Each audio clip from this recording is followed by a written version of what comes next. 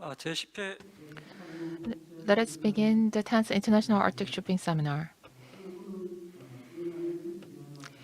I'm Ki-tae Kim of Yongsan Institute of Arctic Logistics. I'll be today's MC for today's seminar.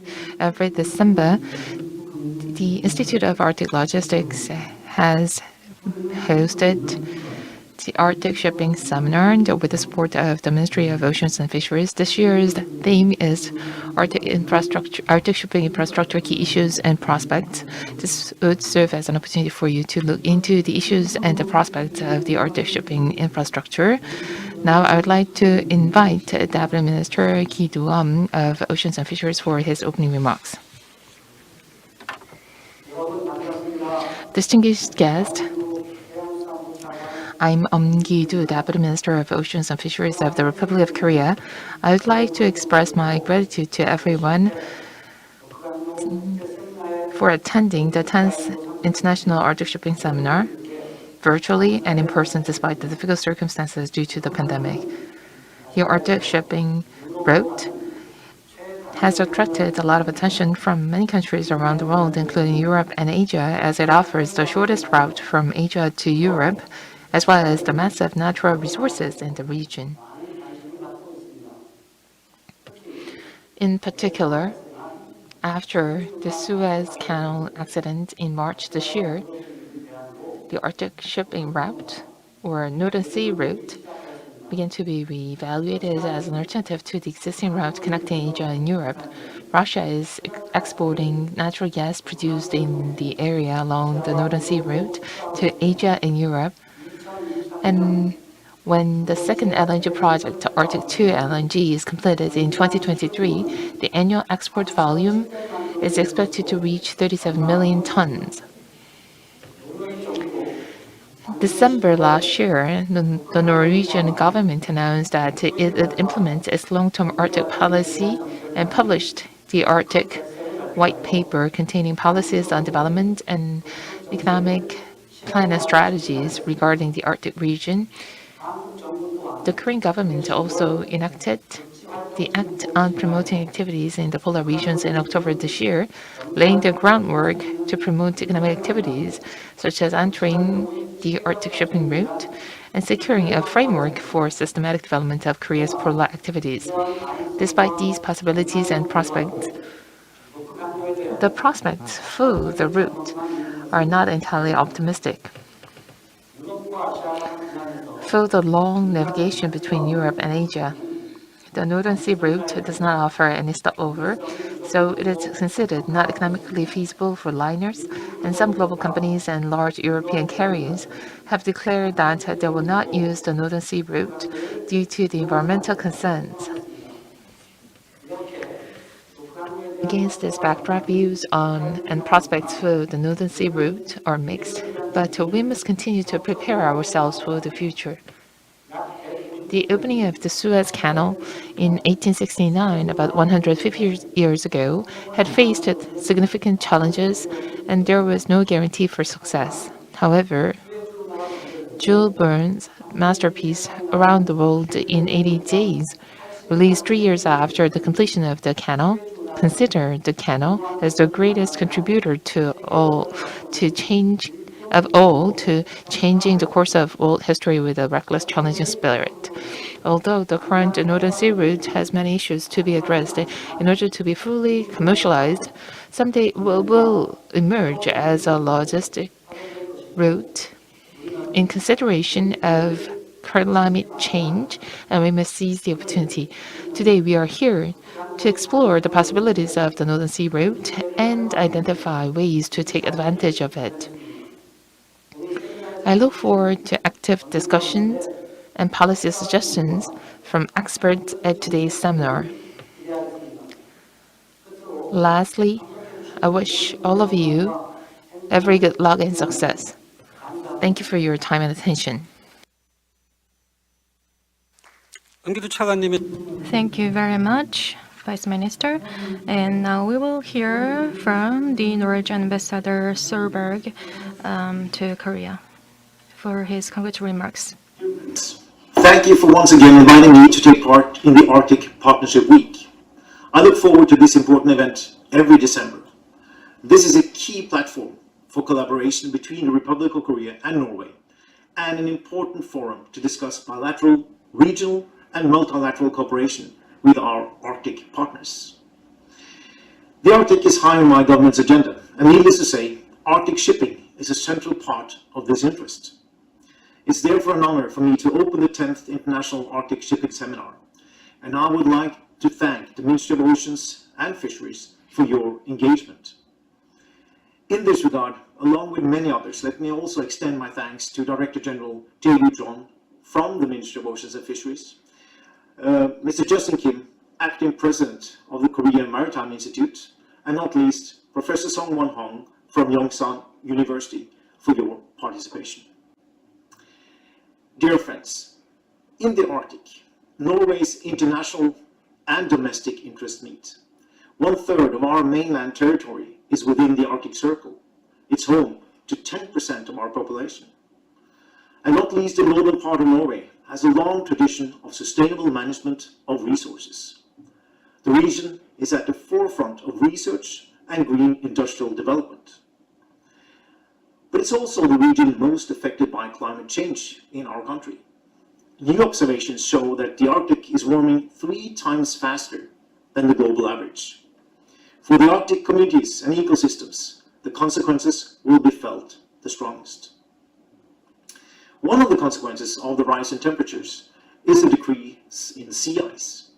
This, together with the development of ice-breaking capacity in the shipping, has opened for more traffic between the Atlantic and Pacific Oceans.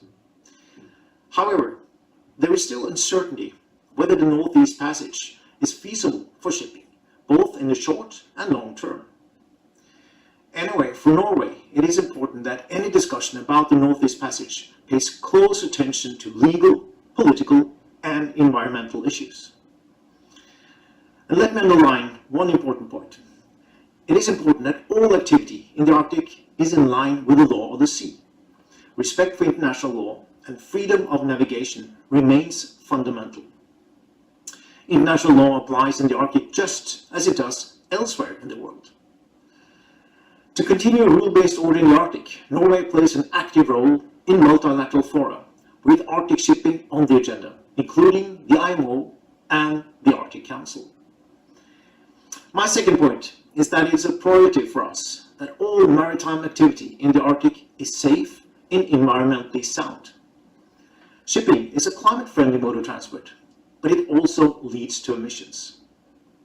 My government firmly believes that by contributing to the development of zero and low-emission technologies for maritime transport, Norway can make an important contribution to the global climate and the Arctic environment.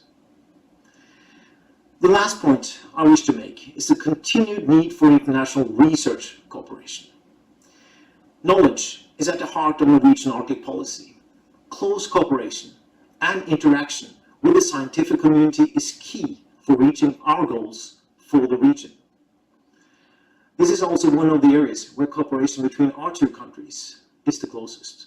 The Republic of Korea and Norway engage in a range of research projects together that are relevant for shipping.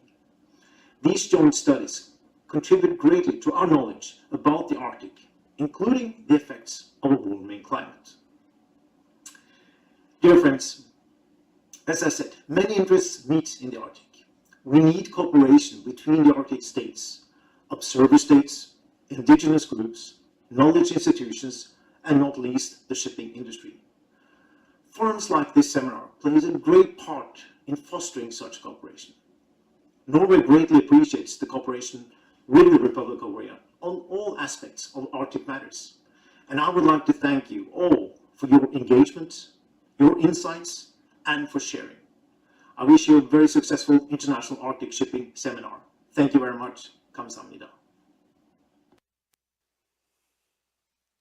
예, 대사님의 좋은 Thank you, Ambassador. Now we'd like to take a group photo to commemorate today's seminar. Those who are joining us virtually via Zoom platform, Please turn your camera on, and those who are here in person with the nameplate on the table, would you please come forward to the stage?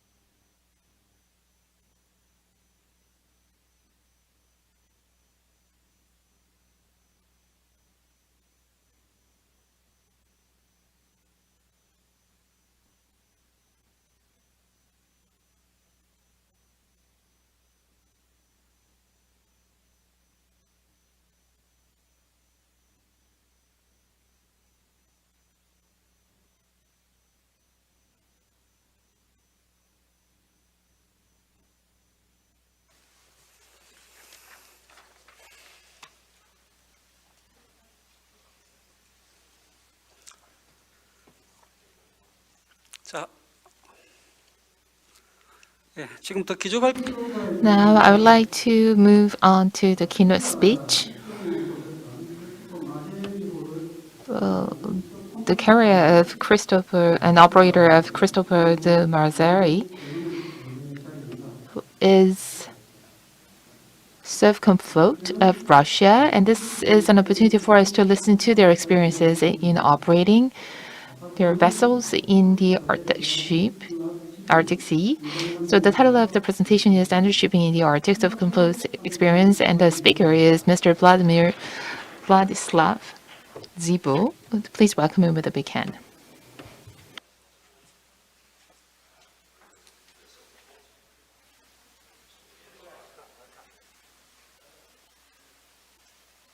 Hello?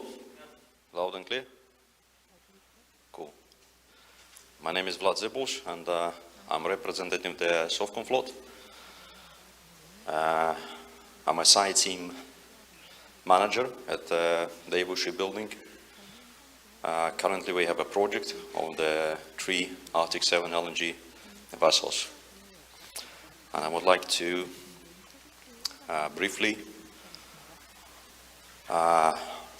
represent some information about the Sovcomflot and what we do in the Arctic, okay? So the Sovcomflot specialized in the marine transportation of the liquefied gas and the other hydrocarbons, as well as servicing the offshore energy production. So we are integrated ship owner and a vessel operator with 134 vessels with 11.65 million tons of the dead weight. Okay, experts in the harsh environmentals. So the world's largest owner and the operator of the class vessel. So 80 vessels at the moment in operation, so there's more than half of the fleet of the Sovcomflot. Focus on the servicing large-scale upstream energy projects. So our key clients is a Gazprom, Sakhalin, Energy, Lukoil, Shell, Trafigura, Novatek, ExxonMobil, Vitol, Total Energy, Chevron, BP, Phillips 66, and PetroChina. Headquarters is located in the St. Petersburg, Russia, with offices across the Russia as well as in London, Limassol, and Dubai.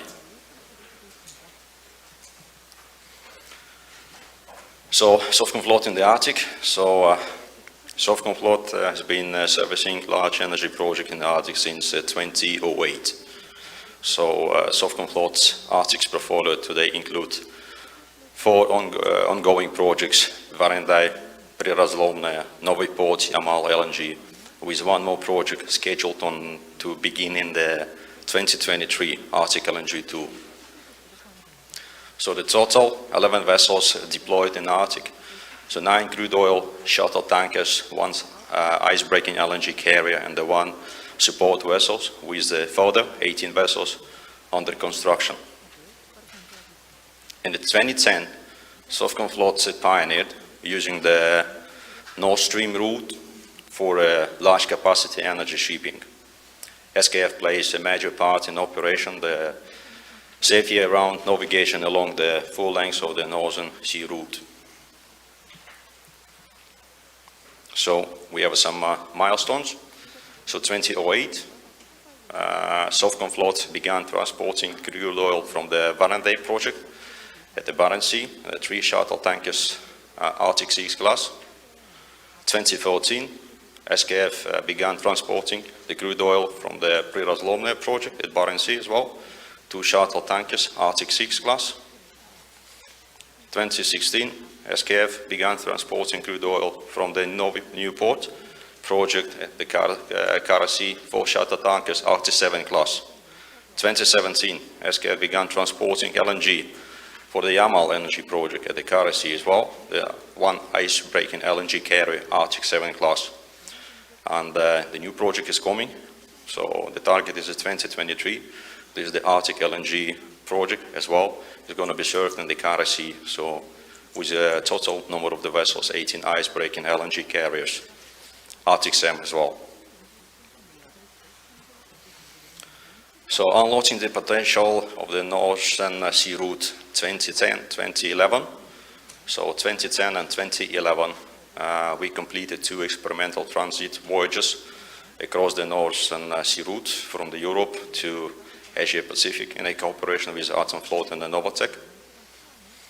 So those voyages proved both the technical feasibility and the economic viability of using those routes as a transport corridor for the large-scale energy shipping.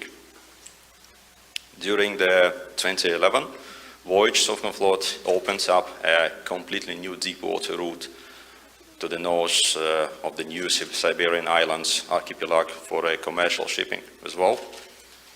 So experimental voyages laid the foundation for developing an effective transportation scheme crucial for Yamal LNG and Arctic LNG 2 and other major industrial projects across the Russian Arctic, which are oriented towards Asian Pacific markets.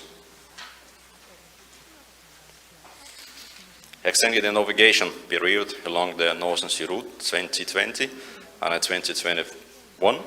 Traditionally, the transit navigation along the full length of the Northern Sea route is open from July till November. The most challenging part of the route is the eastern sector, where ice and navigation conditions are the hardest. In 2020 and 2021, Sovcomflot completed 2 experimental transit voyages between Yamal and China, and proved that this window could be extended almost twofold for high ice class vessels. So we've done 2020 early voyage, May eastwards, and a 2021 late voyage, January eastwards, February return voyage westwards. So this is the map. So experimental Rome voyage of the LNG carrier Christopher de Margerie. So Sabetha, Jingsu, Sabetha. So it took us round trip 44 days and 15 hours, including the time spent in the port and the discharge of the cargo. So January, sailing eastwards from Sabetha to Jiangsu, 19 days, 17 hours. Along the NSR, it took us 10 days, 24 hours, 21 hours, sailing independently without the icebreaking assistance. And in February, so sailing westwards from Jiangsu to Sabetha, 23 days, along the Northern Sea route, 11 days, 10 hours with icebreaker escort. So this is the new generation of the LNG carriers for the Arctic. Based on the extensive experience of operation the world's first Arctic LNG carrier, Christopher de Margerie, Sovcomflot, together with Novatek, is creating the new generation of LNG carriers for the Arctic. So 18 vessels under construction, deliveries 2023 and 2025. So 18 vessels. As I mentioned, increased ice-breaking capabilities and the maneuverability in the ice compared to the first generation of the Christopher de Margerie series. So power capacity compatible to icebreaker, 45 megawatts. It's going to be 15 vessels, basically the 15 megawatts each boat, and the 15 megawatts for 3 vessels currently built at Daewoo. So means each boat is 17 megawatts. So ice class Arctic 7, estimated ice breaking performance 1.5 meter over ice bow forward and a 2.1 meter over ice stern first. So energy transition, sustainability facilitation. Vessels both transport LNG and they use it as a fuel, which allows to reduce the vessel's emissions. So also adopting the lower carbon vessels fuels for Arctic operations. So the IMO organization has banned HE4 from being used in Arctic since 2024, with a possible postponement until 2029. The LNG is promising as the next lower emission fuel for the Arctic vessels. 2018, SKF pioneered the adoption of the LNG as a primary fuel for large capacity tankers shipping worldwide. Our experience proves that using LNG as a primary fuel allows to significantly reduce vessels emissions, including the CO2 emissions. 2019, SKF pioneered the introduction of the LNG fuel for energy transportation in the Arctic. We have proved that practical feasibility of using LNG as a fuel for the cargo transit across the full length of the Northern Sea route. The key factor for LNG adoption is the availability of bunkering infrastructure. Safety comes first at the Northern Sea route first. It's a very harsh condition, so more than anywhere else, safe navigation in the Arctic relies on the crew skills, experience and the competence. So the SKF heavily invests in personnel training. The Arctic does not forgive haste. Voyage speed limited to what is deemed safe given the navigation and the ice conditions. So the safest and the quickest route is often not the shortest one. Risk assessment, detailed voyage planning and the preparation including analysis and a forecast of the ice conditions, digital solutions for ice conditions, mapping and plotting safe routes and so on and so on. Infrastructure, so the pace of development of the Northern Sea route infrastructure must correspond to the growth of the shipping traffic along the Northern Sea route. Satellites for the ice monitoring and the communications, icebreaker assistance, navigation and hydrographic support, rescue service, etc., etc. Thank you for listening. Okay. 예, 발표 잘 들었. Thank you very much for your presentation. Thank you very much.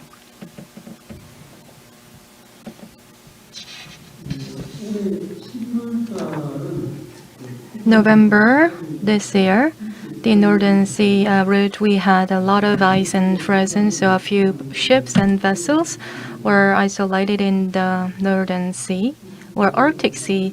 And these Arctic 7 vessels, as they moved from China to Subic, they helped to break the ice. That was also reported on the media, but these ice class and the ice breaking vessels need to really develop, and this I hope that this of comfort is now pioneering, and I hope more companies will follow. So we are now having this international seminar, and that was for the keynote speech, and we will move on to the first session. Professor Yoon Hee-sung from KMOU will moderate the session. Please welcome him with a big round of applause. Hello, good afternoon. I am the moderator for the session 1. I am Professor Yoon Hee-sung from KMOU.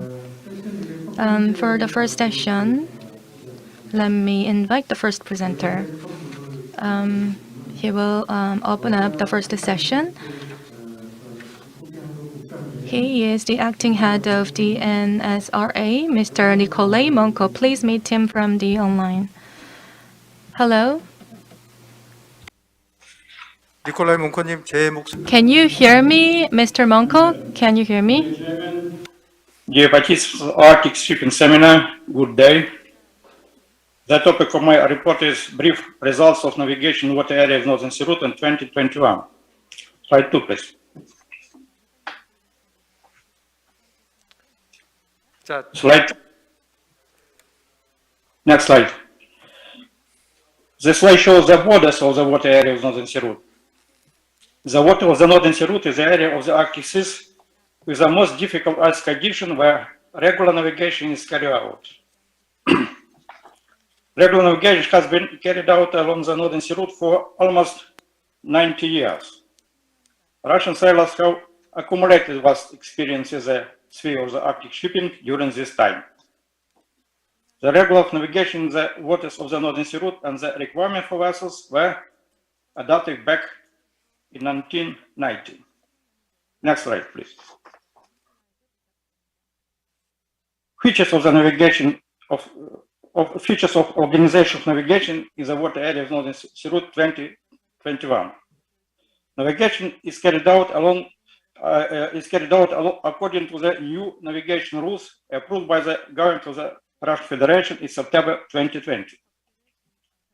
As condition forecasting is carried out with a high spatial detail, which can allow to identify relatively small areas with different type of ice conditions.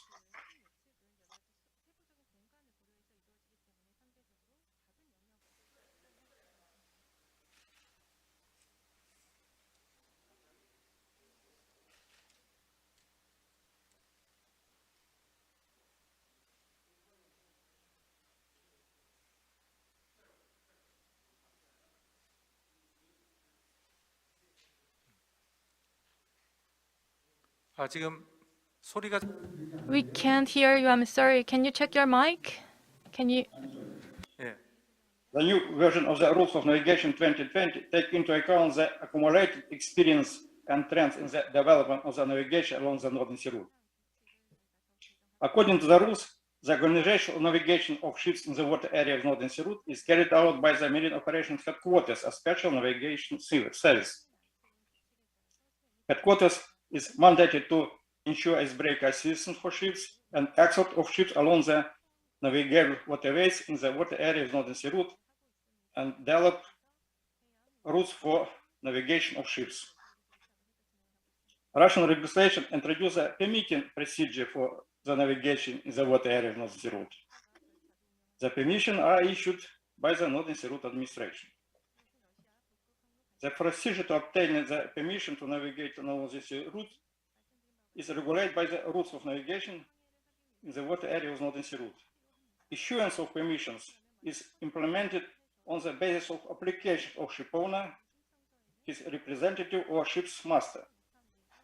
The application with the list of documents specified by the rules of navigation should be made in the electronic form in the Russian or English languages and sent by email or download through the online form on the Northern Sea Route Administration website.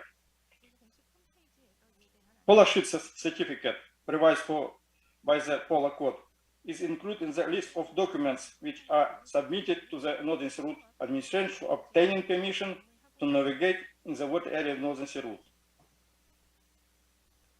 If the list of documents does not contain polar ship certificate, permission for navigation in water area of Northern Sea Route is not issued. Providing this certificate concerns vessels which are affected by the Polar Code. Next slide.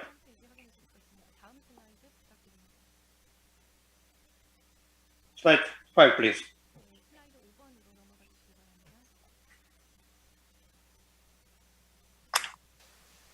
Next slide, please.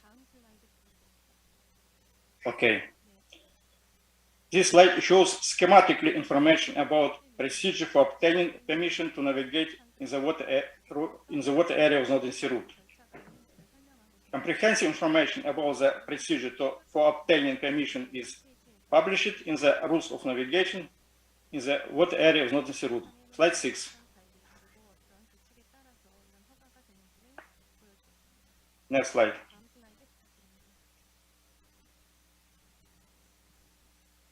Before. Slide 6.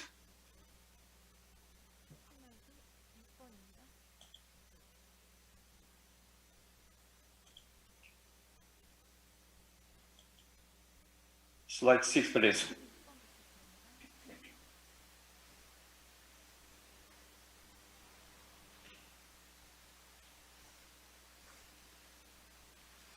This slide information about the number of permission issued by the Northern Sea Administration 2021. Okay. As of the 1st of November, the number of issued permissions for navigation through the Northern Sea route is 1,155. 151 of them were issued to vessels under foreign flag. The number of refusal, 25. Next slide. This slide gives information about the foreign companies, foreign flags, which obtaining permission for ships navigation in the water area of Northern Sea route. As evident in this slide, ships from 19 countries and 70 companies were operating in water area of Northern Sea route in 2021. This slide also provides information on the number of applications submitted by foreign ship owners for obtaining permission for ships navigation in the water area of Northern Sea route. Next slide. This slide presents general information on the annual volumes of cargo transported along the North Sea route from 2011 to 2021, including transit cargo. In 2021, as of November 1st, 29 million tons were transported. The growth of cargo volume transportation along the North Sea route has increased in tenfold since 2011. The focus shows us that at the end of the 2021, a little more 34 million tons of cargo will be transported along the sea route this year. Next slide. This slide shows information about the type of quantity of cargo handled at the port and points of the North Sea route in 2021 as of November 1st.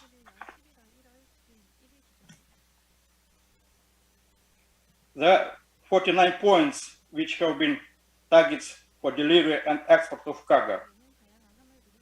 These are Arctic ports, remote marine terminals, autonomous objects, localities, drilling platforms, fishing area. In total, as of November 1st, 27 million and 102,000 tons of cargo were sent or delivered through the ports and point of the Northern Sea route. Next slide. This slide shows the overall plan of map ports and points in the water areas of North Sea route where cargo operations were carried out in 2021. The volume of delivery and transported cargo are also shows on this slide. Navigation to the port of Sabeta, including terminal Cape Kameny and the port of Dudinka, is carried out year-round.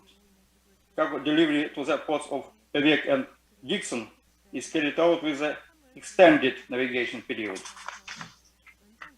Navigation to the other ports and points of the Northern Sea route take place in the summer-autumn season. A significant part of the cargo of the port and points of obey the coastal of the Laptev and East Siberian seas was delivered in summer-autumn season by River Sea navigation ships. Next slide. The graph shows the information on the quantity of vessel transit voyages along the Northern Sea route from 2011 to 2021 as on November 1st. Total number on transit voyages is 2020, 88. 27 on them is ballast. Transit voyage is defined as the sailing of the vessel from the western boundary to the eastern border of the Northern Sea Route, or vice versa from the eastern boundary to the western boundary without freight operation in the port and points of the Northern Sea Route. Next slide. This slide provides information about vessels that carried out transit voyages along the Northern Sea Route, and Northern Sea Route this year indicate the flag state. In total, as of November 1st, 88 voyages were performed. 74 voyages were performed by vessel under foreign flag, 14 voyages under flag of the Russian Federation. Next slide. The slide gives more detailed information about cargo transit along the Northern Sea Route of November 1st, 2021. Bulk cargo formed the majority of transit cargo this year. 1,342,000 tons of iron ore and iron ore condensate were delivered by 16 vessels from the ports of Murmansk and in Inland, Canada to the ports of China. General cargo. Most of the transit general cargo was transported by ships of the China shipping company COSCO. 250,000 tons of general cargo were delivered to the ports of Western Europe, China, and Japan by 14 vessels, which is about 78% of all transported general transit cargo via the Northern Sea Route this year. As of November 1st, 2,026,000 tons of transit cargo were transported along the Northern Sea Route. Next slide. This slide presents the overall of the ice conditions in the water of the Northern Sea Route is autumn navigation period of 2021. The features of the autumn's processes were a significant decrease is positive air temperature anomalies, which characterizes 2021 as the coldest in the last 7 years. The ice information started earlier than in the last 7 years. Next slide. The preservation of the residual ice in the northern eastern part of Kara Sea, in the southwestern part of the East Siberia Sea, and in the Long Strait has become the most significant factor in the complication of the ice situation in the fall of the 2020. Next slide.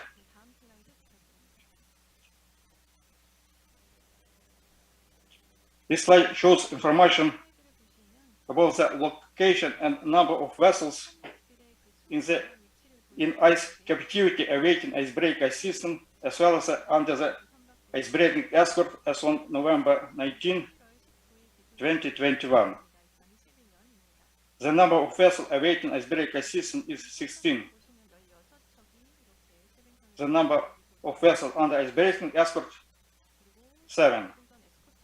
All these vessels, according to the ice class, satisfy the requirements imposed by the rules for navigation in water areas North Sea Route for navigation in the formed ice conditions.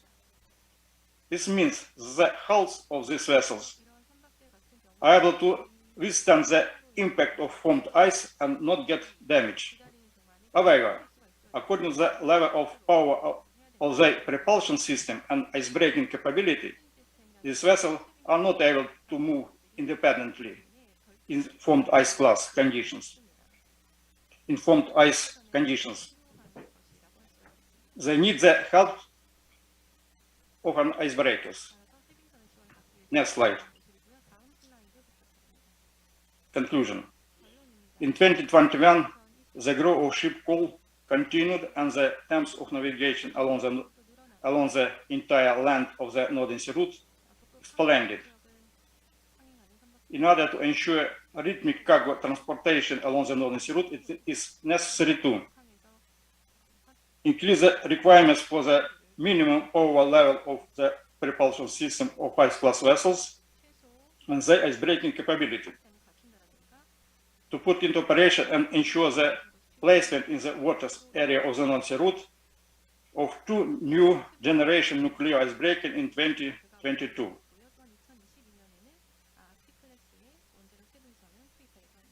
On December 6th, all vessels awaiting icebreaking were taken out of the borders of the North Sea route by icebreakers without damage. Thank you for attention. 예. Thank you, Mr. Monko, for sharing with us the evaluation of 2021 NSR operation, the statistics of the transit voyages, as well as the cargo transportation. In order to prevent what happened this year from being repeated going forward, Mr. Monko has also elaborated on.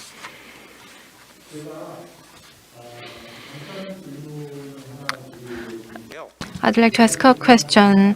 While I ask a question, from the floor, if you have any questions, please let me know. Then I will deliver the question on your behalf. So I have a simple question.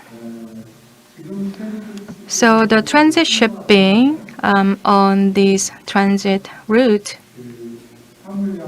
when you look at the cargo volume, it's about 2 million tons.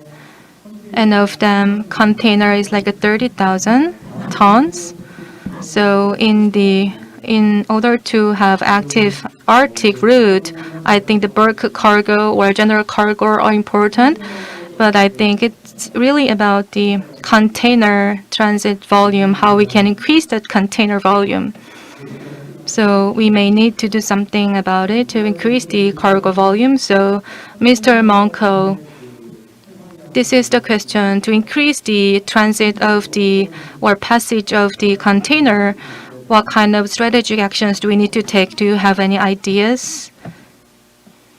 Can you share that with us?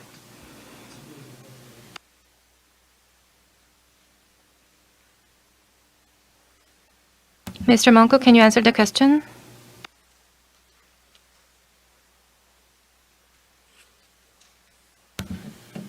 Mr. Monko, can you answer the question? How can you increase the container passage or transit volume?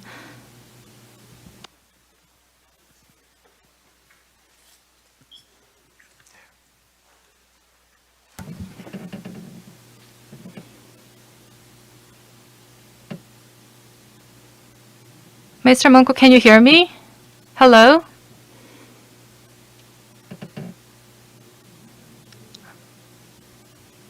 Mr. Nikolai Monko? The moderator asked the question. Can you hear me? Can you answer the question? Can you unmute yourself and can you answer the question? Mr. Nikolai Monko, can you hear me? The moderator asked the question. Mr. Nikolai Monko, can you hear me? The moderator asked the question. Hello? Mr. Nikolai Monko, can you hear me? Mr. Monko, can you hear me? Can you answer the question? I'm afraid there are some technical issues. So let's move on to the next session. Next speaker is Mr. Mikhail Balkin, State Policy Director of Rosatom of Russia. He will give us presentation on Russia's development policy of NSR infrastructure. He is joining us virtually. Good afternoon.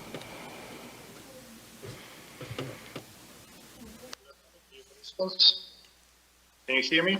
예. Can you hear me? Hello? Yes, I can hear you. Can you hear me? 예, 잘 들립니다. Yes, we can hear you. Thank you. Then would you please start your presentation? I'm very glad to be here once again with you for this seminar.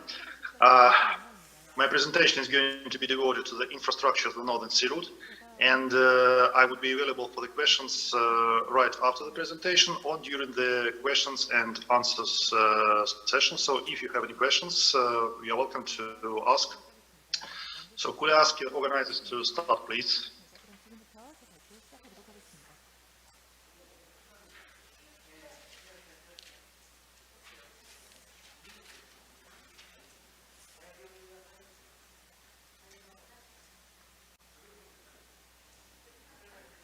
네, 슬라이드가 준비됐는데요. 발표 My name 진행해 is 주시기 Mikhail 바랍니다. Belkin, and I represent the state corporation Rosatom, which performs the duties of a state infrastructure operator of the Northern Sea Route.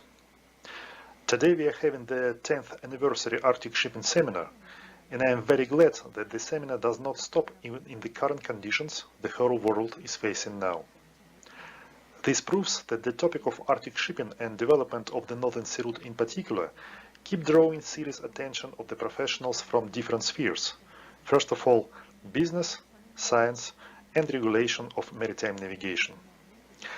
My speech today is about the Northern Sea Route infrastructure development policy, and I am going to explore the current and planned projects that the state corporation Rosatom is and will be implementing in this area. Here in this slide we can see the area of Rosatom responsibility, which is marked blue on the map. The borders of the Northern Sea Route are defined in the Merchant Shipping Code of the Russian Federation, and the route itself falls entirely within the limits of Russian Exclusive Economic Zone, which is 200 nautical miles into the sea from the coast and is limited by Novaya Zemlya in the west and sea border with the United States in the east. Such limits of the NSA were set by the law because this area is covered with ice for more than half a year continuously, and thus is regulated by the Article 234 of the United Nations Convention of the Law of the Sea. There are currently 6 maritime ports of the Northern Sea Route, among which Sabeta port is the newest and the most modern one. Rosatom builds and upkeeps the federal state infrastructure in the aforementioned ports and their terminals, which includes dredging works, construction of deep water canals, ice protection structures, berthing walls, and other port objects that according to the national legislation must be built by the state. The other port infrastructure, like for example warehouses, cranes, fuel depositories, etc., is constructed by the operators of the corresponding terminals. The Northern Sea Route can be divided into the western and the eastern part according to the ice conditions, where ice is stronger in the east and the navigation conditions there are much harder. The two parts are divided by the Vilkitsky Strait. When the government of Russia was finalizing the decision to create the infrastructural operator of the Northern Sea Route, it adopted the two keys approach, when functions and responsibilities were divided between Rosatom and the Ministry of Transport of Russia. According to this approach, Rosatom is responsible for the following: management of state Arctic icebreaking fleet, proposals for state policy implementation on the NSA, building seaports and objects of infrastructure, management of state property, organization of navigation, provision of safety of navigation. Ministry of Transport in turn is responsible for regulation of navigation via the Northern Sea Route, international obligations of Russian Federation, federal state supervision in the sphere of transport, state port control of vessels, legislative regulation, control of navigation safety, harbour masters management, list of port dues adoption. Furthermore, Ministry of Transport adopts after approval from Rosatom mandatory regulations in the seaport, rules of icebreaking assistance on the NSA, rules of ice piloting of vessels, etc. A list of port dues charged in each NSA seaport, decision to establish a seaport on the NSA, etc. In 2019, Rosatom developed and presented to the government of Russia the plan of the Northern Sea Route infrastructure development till the year 2035. The government approved and adopted the plan in December 2019 by the government order. The plan has 3 distinct stages of the Northern Sea Route development. Stage 1 lasts from 2019 till 2024 and covers the activities aimed at the accelerated development of the western part of the Northern Sea Route. There we have atomic icebreakers construction, hydrographic fleet meant for measuring depth of the shipping routes, search and rescue fleet built by the Ministry of Transportation, and others. Stage 2 starts in 2025 and goes up to 2030, with the main task to provide the year-round navigation via all the Northern Sea route. I mentioned previously that the eastern part of the NSA has much harder ice conditions, and currently the commercial navigation in this part is paused for the winter and spring months. Our goal is to provide direct export of Russian Arctic products like liquefied natural gas, oil, metals, and so on to the Asian Pacific markets. And to do this, the eastern part of the NSA must be navigable year-round. Stage 3 takes another 5 years from 2031 to 2035 and is aimed at establishing a competitive international and national transport corridor based on the Northern Sea route. The international transit navigation through the NSA keeps growing, which proves that international shipping community is very much interested in its further integration into their logistics schemes. The results of the transit navigation will be covered later in my speech. The cargo traffic through the Northern Sea route keeps growing steadily during the last several years. The year 2020 ended with a total cargo volume of 32.97 million tons. This year we expect about 34 million tons of cargo. It is interesting that the highest cargo volume transported via the NSA in the Soviet Union times was 6.5 million tons in 1987. The target volume set by the President of Russia is 80 million tons by the year 2024. We expect that this volume will consist of the following components: 35.5 million tons of liquefied natural gas, 36.7 million tons of crude oil, 3.5 million tons of coal, 1.7 million tons of non-ferrous and precious metals, and 4 million tons of other cargo, including international transit. That actually results in a bit more than 80 million tons. The cargo volume in 2030 is expected to reach 110 million tons. This forecast of cargo traffic development is contained in the federal project Development of the Northern Sea Route. One of the highest priority tasks of Rosatom as the infrastructural operator is to produce hydrographic research on the Northern Sea Route in order to provide information on the depths and thus recommend routes for the heavy tonnage vessels with deep draft. The research is done annually by the Hydrographic Enterprise, the company which is based in St. Petersburg and operates specialized hydrographic fleet. The same company is responsible for the construction and maintaining of the port state infrastructure, which Rosatom builds within the NSA according to the legislation. The schedule for the hydrographic research is shown on the slide with the different colors marking corresponding time periods, and the research itself covers both western and eastern part of the Northern Sea route. Search and rescue operations as well as oil recovery preparedness on the Northern Sea route is done by the Ministry of Transport of Russia. Rosatom provides assistance in preparedness and actual operations according to the legislation. You may see the scheduled positioning of maritime rescue service vessels in the Russian Arctic waters by the year 2024, including the Northern Sea route. There are 24 rescue and firefighting vessels in total planned to be placed in service in the Arctic, including 5 rescue icebreakers of 18 and 7 megawatts power. This fleet, together with Rosatom float icebreakers, will provide rapid response to any emergency situation in the Arctic waters year-round. Taking into account the rapidly growing cargo flow via the Northern Sea route and the Arctic, the search and rescue and firefighting fleet will be enlarged even further after 2024. The key element to the safe and sustainable navigation in the ice-infested waters is the atomic icebreaking fleet, which is operated by Rosatom Float, the Rosatom company based in Murmansk. Rosatom Float presently operates 5 atomic icebreakers, including the first in a series of new generation universal icebreakers, atomic icebreaker Arctica. 3 out of 5 currently operated icebreakers will exhaust their lifetime by the years 2027 and 2028, and will have to be decommissioned. By that time, they will be replaced by the universal atomic icebreakers under construction, which are to be commissioned in 2021, 2022, 2024, and 2026. Those icebreakers are being constructed by Baltijski shipyard in St. Petersburg. Another type of new generation icebreakers under construction by Zvezda shipyard in Vladivostok is the leader type icebreaker, which will be the biggest and the most powerful icebreaker ever constructed. This icebreaker called Russia will be commissioned in 2027. In total, Rosatom will be operating 7 atomic icebreakers by the year 2030.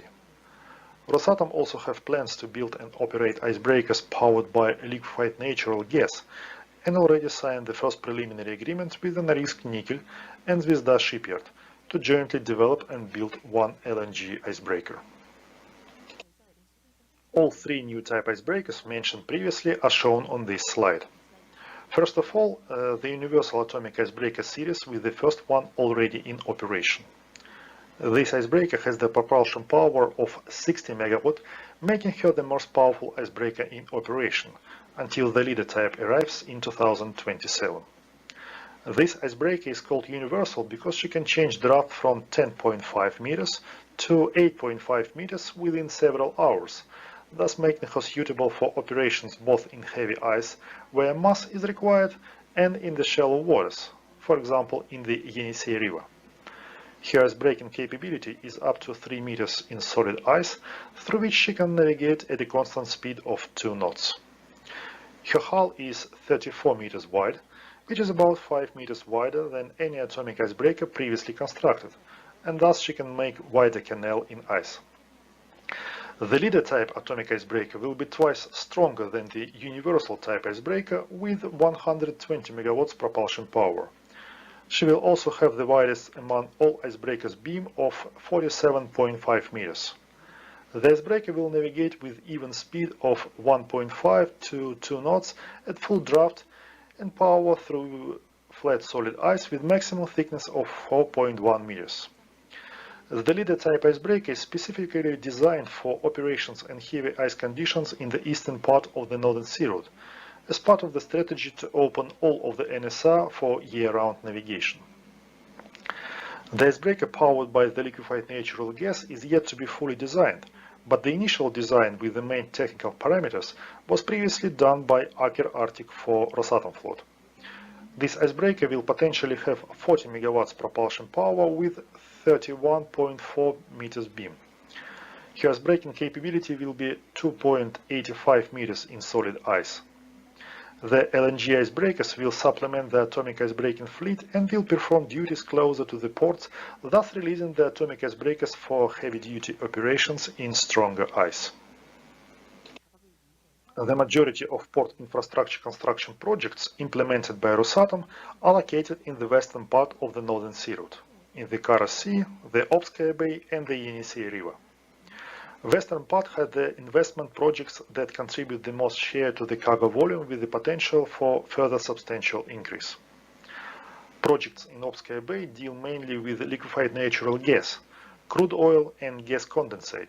They are operated by Novatek and Gazprom Neft companies. Non-ferrous and precious metals are exported by Norilsk Nickel from Dudinka port in the Yenisei River. The other 2 projects close to Yenisei are under development. Северная Звезда, which will export coal, and Bukhta Sever, which will be dealing with crude oil. Bukhta Sever is another major project in the Northern Sea Route with the plans to export by sea more than 36 million tons of oil by the year 2024. The slide also shows the expected construction period for each project, which is currently in the development stage. The eastern part of the Northern Sea Route has mainly the projects that are planned to be developed. 2 new terminals are to be constructed, one called Naiba, near port of Tiksi, and the other one called Naglyonin, near port of Pevek. The Naglyonin terminal will provide export for the copper concentrate produced by Baimsky Mining and Processing Plant, which is developed by Kazminerals. Rosatom will not only build port infrastructure for the terminal, but also provide electricity for the plant by placing at the terminal 4 floating nuclear power plant units, which are to be constructed in a few years. Though the eastern part of the Northern Sea Route has less investment projects compared to the western part, it plays the crucial role in the strategy of providing direct access of Russian Arctic products to the Asian Pacific markets. Thus, development of the eastern part of the Northern Sea Route receives all required attention from the state and Rosatom. The ultimate goal of Rosatom and all involved entities is to develop the Northern Sea Route into the modern maritime transport corridor of the Eurasian continent, which meets all the international standards in the field of merchant shipping. Northern Sea Route already has a substantial number of investment projects active and under development, but it has potential for further growth. Previously, it was mentioned that the federal project development of the Northern Sea Route contains the forecast of 110 million tons of cargo by 2030. We believe that this volume can reach at least 150 million tons by the same year and up to 250 million tons by the year 2035. At the very same time, we see the necessity to develop the Northern Sea Route in combination with the ports, infrastructure, cargo and service vessels of the other seas from the Barents Sea in the west to Vladivostok in the east. Thus, we shall be able to establish one unified route and provide high-quality service for vessels navigating from major Asian to major European or American ports and vice versa. The international transit via the Northern Sea Route grows steadily. In 2019, the transit cargo volume was close to 700,000 tons. In 2020, it was almost 1.3 million. In the beginning of November this year, the number is already above 2 million tons, and by the end of the transit season, we expect more. The number of vessels performing transit voyages also increased from 37 in 2019 to 84 in 2021, and this is not the final number. Out of these 84 vessels, 74 have non-Russian flag. The dominant transit cargo is iron ore and concentrate, which is shipped primarily from Milne, England, Canada, and Murmansk, Russia, to the Asian Pacific ports. Then follows general cargo, which is transported in both directions. Transit voyages are performed by vessels of different size, but the biggest type of vessel this year are bulkers of 121,500 tons deadweight, navigating the Northern Sea Route both laden and in ballast. Ice classes of transit vessels vary from Arc 7 to no ice class. For the last 3 years, the transit cargo traffic demonstrated 3 times increase, and this year it is above 2 million tons out of 34 million tons of total cargo volume expected. This concludes my presentation. Thank you very much for your attention. I would also like to thank the organizers for once again doing a great job with the seminar. Please send your questions to the email typed in this slide below. Have a good day. 예, 감사합니다. Thank you very much for your presentation, Mr. Balkin. So from 2025 to 2030, the ultimate goal is the year-round navigation. To that end, well, the Russian government as well as the Rosatom has made a significant investment in the infrastructure development. Thank you very much for your presentation. There is one question from the floor, so let me convey the question to you. In November, Soma 4, a research ship, supported by Arctic 7 LNG carrier. So as an operator of the Arctic 7 icebreakers, what is your take on that?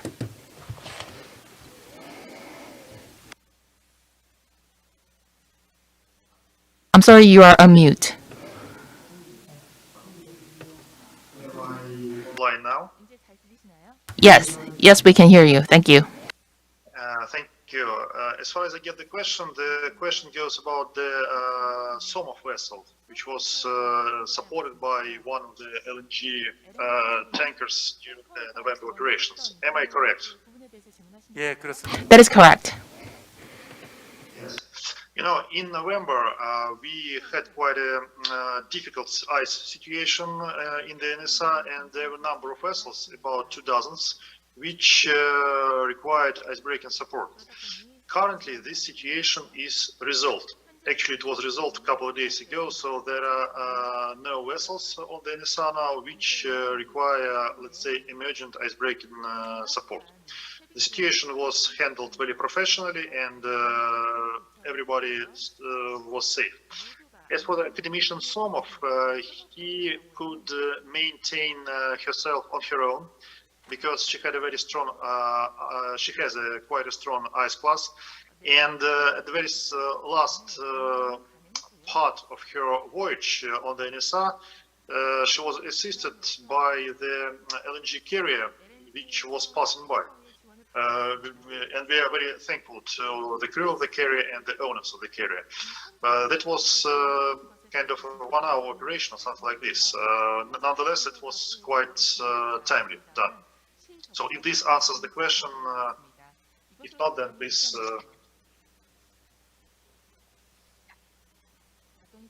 예.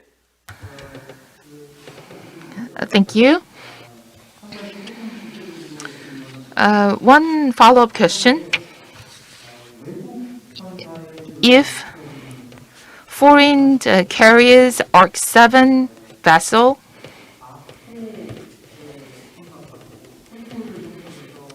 forms a convoy with Arc 4 vessel, will you allow that?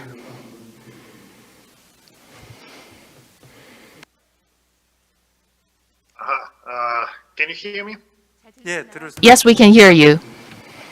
When we operate in a caravan, we've got to understand that the icebreaker will be, let's say, calculating the speed and doing recommendations based on the lowest class vessel. So when you have vessels of several ice class within a caravan, the caravan will move at the speed of the, let's say, lowest ice class vessel, in order not to leave anyone behind. That's why usually we try not to form mixed caravans, because that will affect the speed.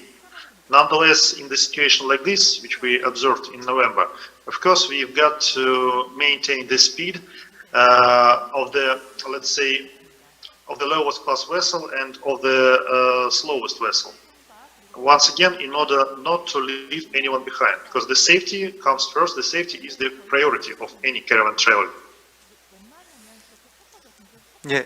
But you've got, once again, just one addition. We've got to remember that the lower ice class of the vessel is, the smaller the window of transit navigation is, because Arc 7 can virtually navigate year-round, while Arc 4 can do the same, but only with the proper ice-breaking support. In heavy ice conditions, there will be limitation for Arc 4 navigation.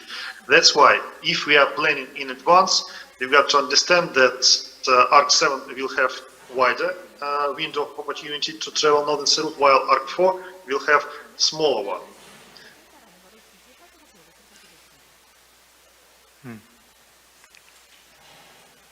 예, 그 질문이 So I believe the question is fully answered. Well, thank you very much for your presentation, as well as the answers.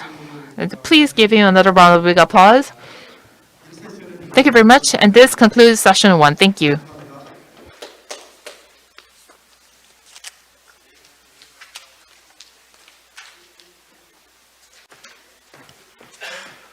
예, 세션을 진행해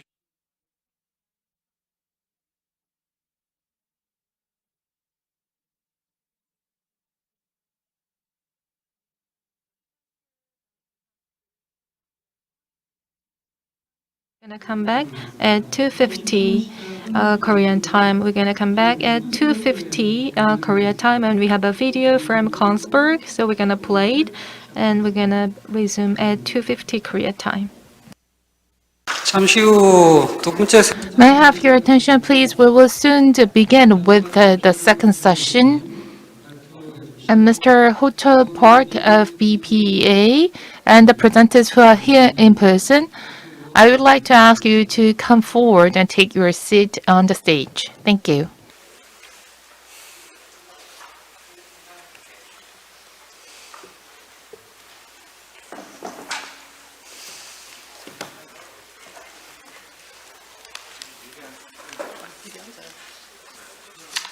그림이 좋아. 그림이 좋아.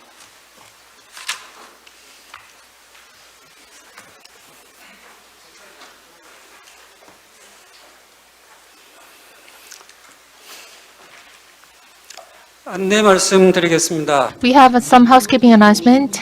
We will continue with session 2 at 2:50.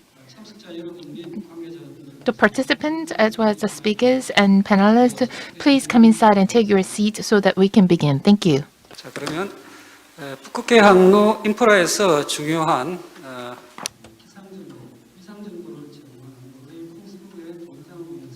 Now, with the video of Kongsberg, which provides the imagery services, we will begin the second session. Thank you.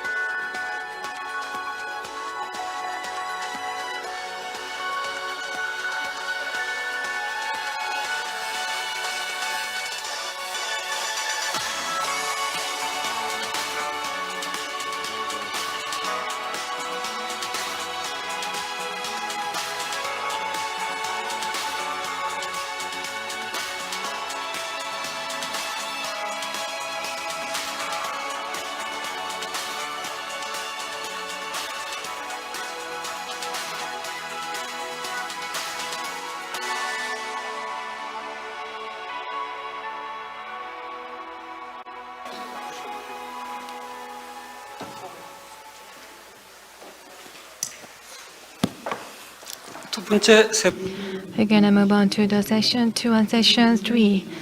The session 2 and 3 will not have any break in between. So for the session 2, Professor Park Ho-chul from KMOU will moderate the sessions. So hello, good afternoon. I will moderate the second part of the sessions. So we are now having the 10th International Arctic Shipping Seminar, and the session 2, the topic is the NSR transit infrastructure, ship communication, and weather. So last year, I also was the chair of the session, and I remember I was wearing masks back then as well. But still, we are having this virtual conference or seminar. So recently, we are trying to live with COVID-19 going back to normal, but still with this Omicron variant, we are still having a lot of numbers of the cases. I hope you will stay healthy and safe. So for the session 2, we have 3 presentations. It will take about 2 hours until the session 3. And from Zoom, we also have participants from Norway, Russia, and Finland, and also Japan. People are now joining us. And so we will have 3 presenters today. Due to time constraints, I may not be able to go to the details, but on your program book, you will see more details. So the session 2, the first presenter is Mr. Mikhail Grigoriev, director from GECON, Russia, who will talk about the Arctic Resource Project trends and transportation infrastructure on the NSR. And that will be followed by Bore Pedersen, sales director from KSAT Norway, who will present on the integration of satellite data and weather information for Arctic operations. And the last one will be presented by senior engineer Han Min-gi, who is on my left, from Samsung Heavy Industries on winterization concept and the application of Arctic LNG carrier. So after the presentations, we may have some Q&A. So in the session 1, things, but we're gonna keep time and try to have a Q&A. So I think we are now playing the pre-recorded presentation, not the live. So we're gonna take the presentation from Mr. Mikhail Grigoriev. Are you ready? Then please. Thank you very much, Mr. Moderator, ladies and gentlemen. It's a great pleasure for me to participate in the Arctic Shipping Seminar. It's a good playground, in my understanding, for getting new information, new ideas, and to keep your mind open for the new movements in the area of the Arctic shipping. It's pretty good to talk alive, not to be recorded. Part of studies, which I'll describe later, are carried out in cooperation with the Institute of Economy and International Relations of the Russian Academy of Science. And so let me start my presentation. Slide 2, please. Of course, the main driver of the Arctic shipping is connected with the development of the projects for the mineral resources. And in any case, it's necessary, if you are talking about the expected cargo volumes, to keep in mind that all these projects are very complicated and they are dependent on different factors, starting from the resource base till technology, some sanctions connected with technology, with infrastructure development, and other issues. And I think then when we are talking about the transit, we have the same problems connected with the expectation of the international transit. Mainly it's connected with the not decided cargo base yet. Now, if we are talking about the development of the Arctic shipping, we have to keep in mind all investment projects which are realized or planned to be realized in the Arctic area. If we talk about the Russian Arctic zone, it's 550 projects on the which are mentioned in the 77 documents of the strategic planning of the different levels. Really, we think that on the table we have just 100 projects which are very realistic. Next slide, please.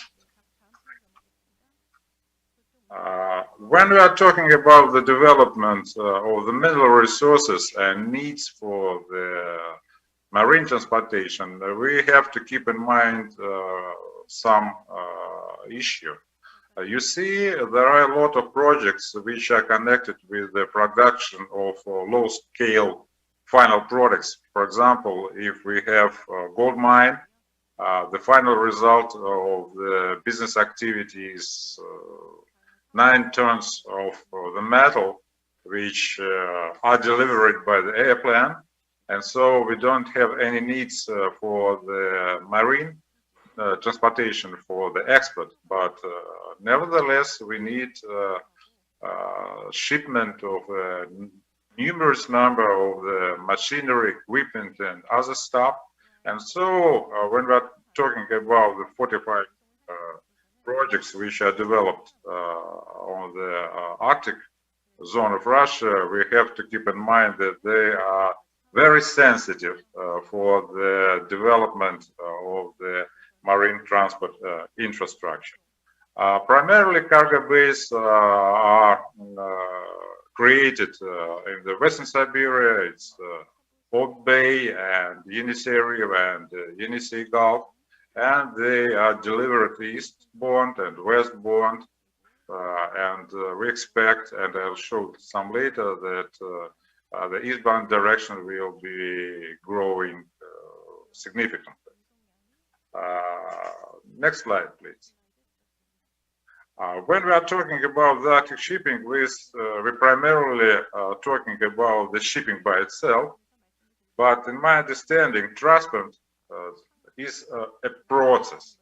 Our main goal is to deliver goods, to produce goods, to offload these goods for the vessels, to deliver to the final port of destination and put it on the ground. And so it's very important to understand the role of the Arctic seaports, their goals, their possibilities and expectation of their growth.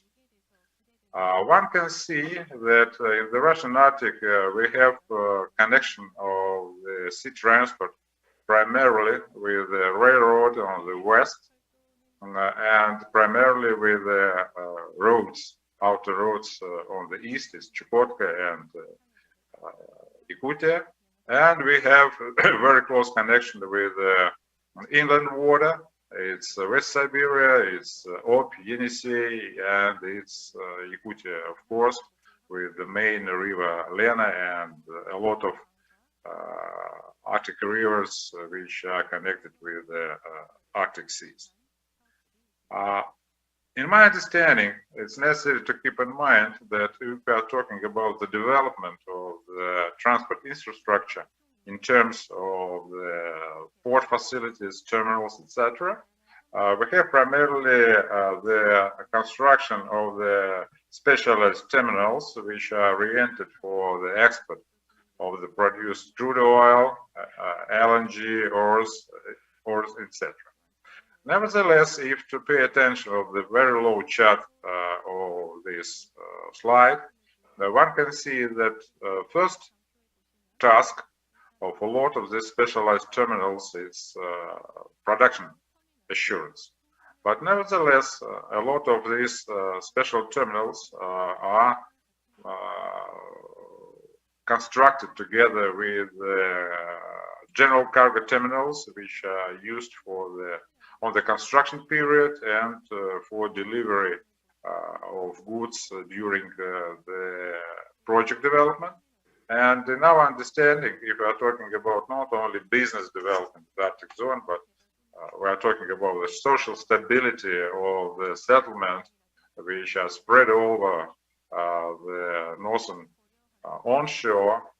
A lot of these terminals that is marked as this chart can be used for the supply for the local minorities which are living in this area. Next slide, please. When we are talking about the growing of the shipping in the Arctic, Russian Arctic connected primarily with the development of the natural resources, one can see that we have only two projects who are the main horses of this process. It's crude oil from Novy Port and LNG from the Yamal LNG project. Both are located on the bank of Ob Bay. We have some goods delivered, mineral goods delivered from Norilsk, but they are too small in scale, less than 1 million, and so the main driver for the development of the cargo flow are these two projects, as I mentioned above. What do we expect in the nearest future? What do we expect? That first of all, LNG and crude oil will be the main drivers for the cargo flow growing. We expect that during next 2 years, till the end of 2023, it will be so-called silent period without any new projects on the run. And in the very end of 23 and in middle of the 2024, we expect that it will be good rising of the volumes. They will be connected with the LNG production of the Arctic LNG 2 project, and it will be Vostok Oil in the western part of Timur Peninsula. And we expect, according to the approved production plans, that it will be not so rapid by growing of the coal, which will be delivered from the Severny Zvezda project, which is located on the eastern bank of the Gulf of Yenisei. In that chart, we demonstrate that expected volume for 2024 with the Vostok Oil project much lower that is announced by the company. We expect the total volume of the crude will exceed, together with Novoport, will exceed 20 million at all. It's connected with very simple reasons, because first of all, the pipeline which will connect terminal on the shore with the fields will be constructed according to the published data on May 2024. So we have one half of the year for the acting, and other issue is that really we have large or huge oil fields, but to put them on the run, it will take a lot of time. But nevertheless, the next slide, please. Thank you. Nevertheless, if we are talking about the Vostok Oil expectation of the volumes, they are marked on the right side of the slide. It's necessary to make some comments. First of all, it's expected that for 2024, it was announced by company, it will be 30 million crude oil to be exported, and it was expected that it will be 10 tankers. That really pretty fitted the real situation, because the capacity of one tanker with dead weight 120, it's 3 million tons per hour, but for the west shoulder, for the transshipment in Murmansk area. If we are talking about the growing volumes of this cargo, we expect that for 2030, with expected volume 100 million tons, it will be necessary to use 33 tankers. And plus for all, we need to find place for the FSO, for the transshipment of the crude oil in Murmansk, first of all. Unfortunately, we don't have some empty room on the Kola Bay aquatorium, so it's necessary to look for a new location. If we all expect that some portion of this crude oil will be delivered eastward, in that case, the number of necessary tankers must be at least twice, because the time of the round trip or eastward is twice more longer than westward. Next slide, please. So for 2030, we expect that it will be a good scheme of the logistic transportation roads, which will deliver numerous mineral resources, primarily of the international market. Talking about the Northern Sea route, it's interesting to pay attention to two issues at all.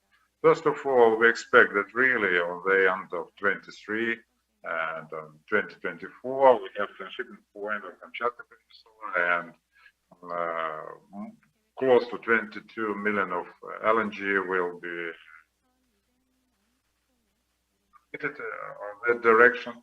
It was announced by Rosneft and ION, the owner of the coal project. They will plan to deliver and crude oil and coal eastward, but unfortunately they don't publish the real number of the cargo, expected navigation, etc. So it looks like a general idea now. Very interesting thing connected with the new transit projects which are on the table. First of all, it's Northern Maritime Transit Corridor by Rosatom Cargo. It's is just a project. It's not the whole northern marine transport corridor, which include all Arctic seas, but it's just separate project. It's expected that will be 4 container ship, and I will describe it some later. It will be all year round. It's expected to be all year round, and we expect that the proposal of the 5 regional administration to make a bridge between Russian Far East and the Russian Baltic will be on the run, and these 2 projects are the main sources for the transit growth along the northern sea route. Next slide, please. As it was shown in the presentation by Mr. Manko, we have very few number of containers on the water. We have 4 voyages totally with 30,000 tons, and only 1 voyage from the west to the east. It was the same vessel which delivered goods from the east to the west. And I'm not too optimistic about the endless growing of the transit along the northern sea route, because one can see it's very obvious from this chart that the positive dynamic of transit is practically connected with one source. It's rising of price for the iron on the European and Asia Pacific markets, and because on Asia Pacific we have some bonus to the price, so it's became very attractive for the producers to deliver the ores on the east, and it's pretty dependable on the prices. And if the price for the iron will be shut down, in that case we don't have any important source for the cargo flows development. Next issue, please. Thank you very much. Development of transit traffic along the northern sea route is connected to in planning with a year-round line which will connect Vladivostok on the east and Murmansk on the west. One can see description of the optimal hubs. In our understanding that if we are talking about Murmansk, it was announced by Rosatom to put a transshipment point for Belokamenka, but unfortunately that point doesn't connect with the railroad system of Russia, so it's very limited in the possibility of the transshipment of the goods on the domestic market and from the domestic market. So we expect that finally will be a decision to move this shipping point for the constructed Lavn terminal, which will be finished on 2024.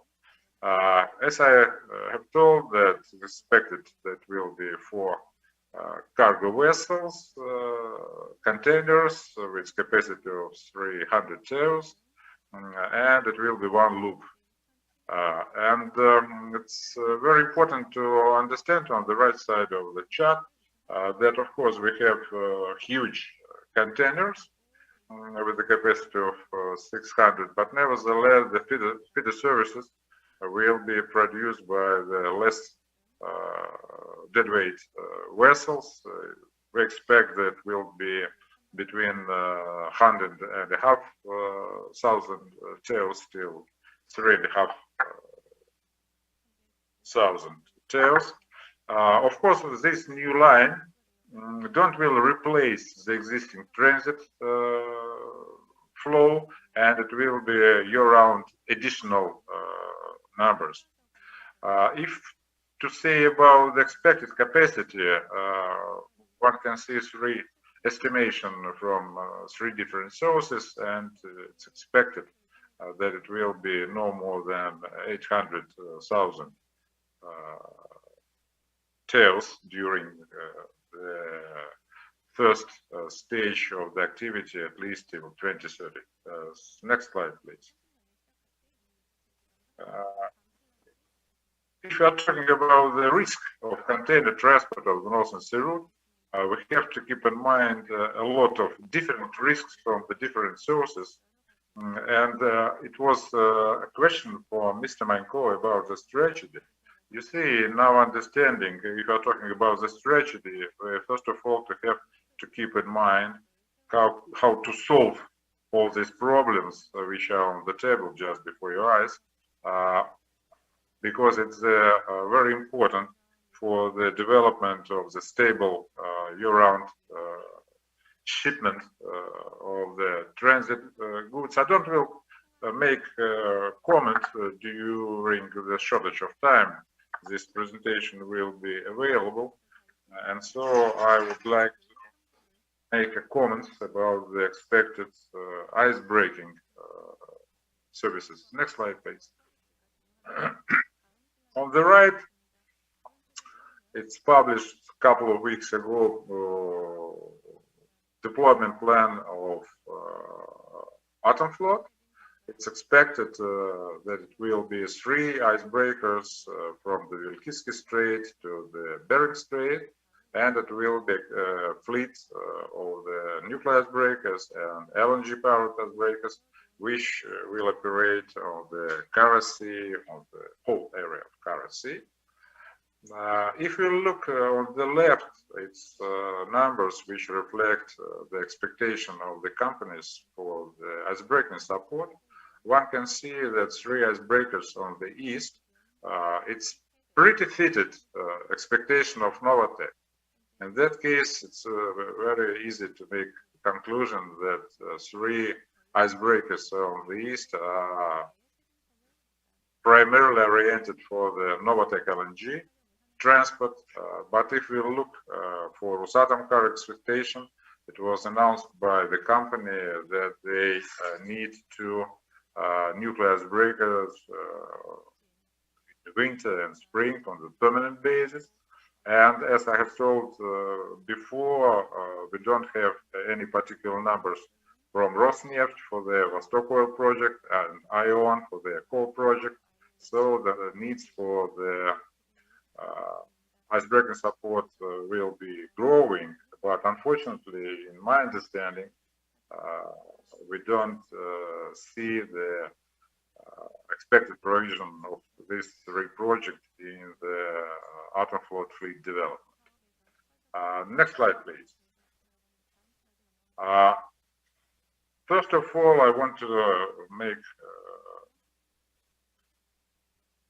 comment that really development of the cargo flow connected with the mineral resources as the main drivers for the Arctic shipping, it's very, very sensitive process which is dependable on the different factors which influence them.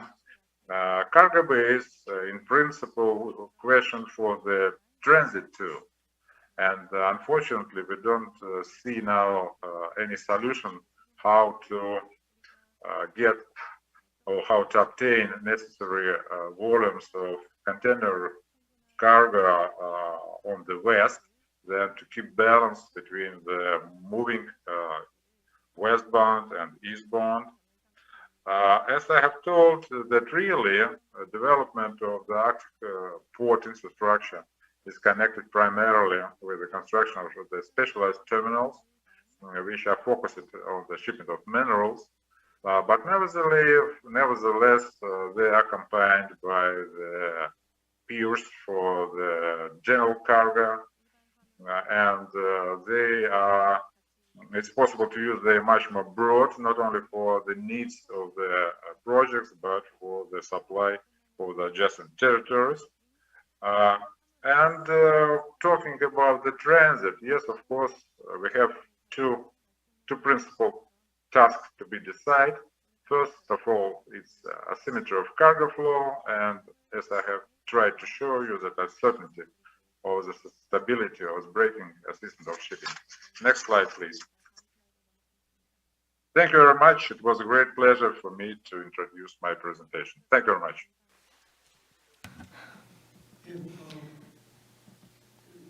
Thank you very much for your presentation. Acting head of the Mikhail Grigoriev, you talked about the advantages and issues of the Arctic shipping routes, and also about the RNG and the crude oil, and this port infrastructure and development and current trends.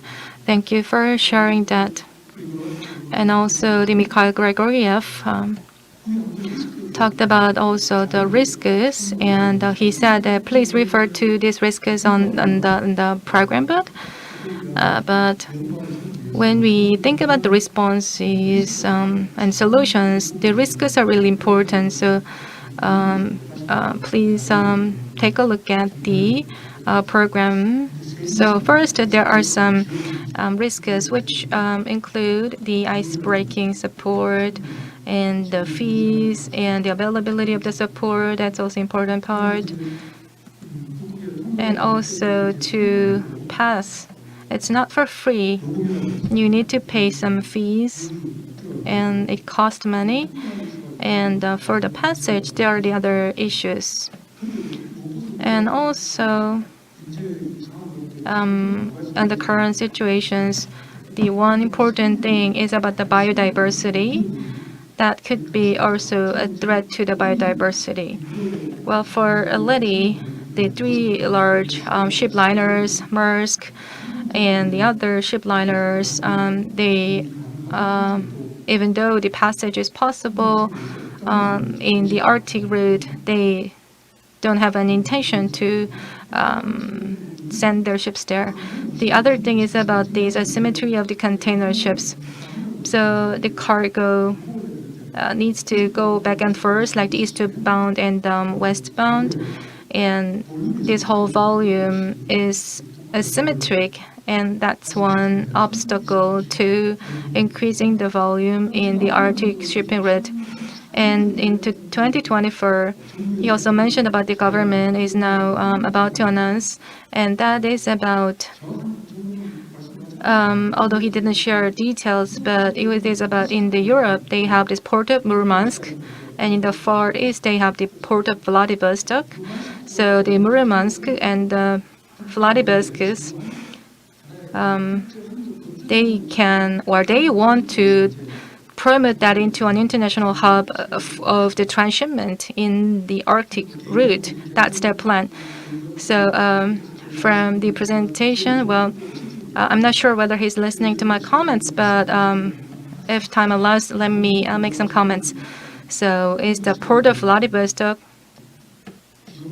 it will be a hub of the Far East, because in Asia and in this region, it has a large cargo volume of the shipment. So it's like one of the major leagues. So the Murmansk and Vladivostok bridging the Europe and Asia, do you really think it can play a role as a hub of the transshipment? So I'm a bit skeptical on this. So so the presentation was about the infrastructure and the feasibility, about the resource development and the mineral resource development. So that was about the presentation. And also for today's end, well, we need to also have the right estimate about this transit volume. In this seminar, I've been attending for many years, but about this Arctic route, year-round travel or the transit, well, when it will be really available, the other presenter mentioned that it will be available by from 2030. The other presentation, it says it will not be available before 2050. So when are we going to have this commercial and fully functioning year-round transit? Maybe it will be available for at least 10 months a year without any ice-breaking support. That's one thing that we can justify the whole trenches. So when I go back, I will read again all these presentation materials, and Mr. Grigoriev provided great information. It really helped understanding the trends in the Arctic shipping route. And we will move to the next presentation. Next presenter is from Norwegian company Kongsberg. The company completed a pilot operation of a vessel in the Arctic Sea.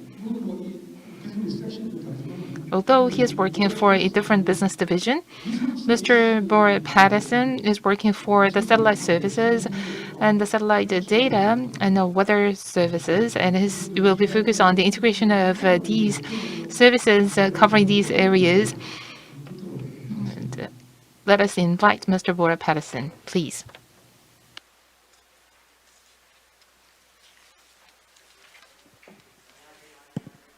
지금 이게 Can you hear us, Mr. Patterson?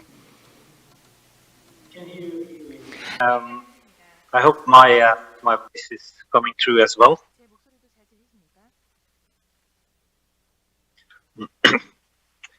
안녕하세요, and thank you for inviting me to speak on this conference. My name is Børre Pedersen. I'm working for a Norwegian company called Kongsberg Satellite Services.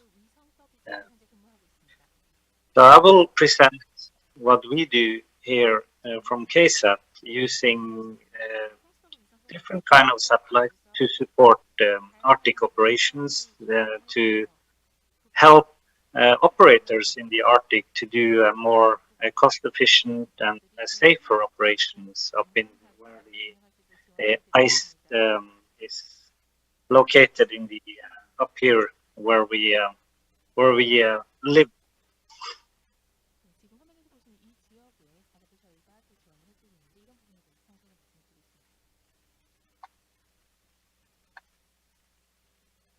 So my company, we are a little more than 250 employees. We are located inside of the Arctic Circle in the city of Tromsø in Norway. So the company is 50 years old, and we are co-owned by the Kongsberg Group and the Space Norway, which belongs to the Norwegian Ministry of Fisheries. We are supporting all kinds of satellites from antennas around the world, and this is a critical thing to be able to deliver information to ship owners globally, but in specific in the Arctic. We do maritime surveillance and security. We also do environmental monitoring, forest monitoring, and we provide satellite imagery, which is part of my presentation here today. So this is a picture from this Svalbard ground station up at in 78 degrees north. This is the biggest ground station on Earth for commercial satellite operations, where we receive data from more than 200 different satellites.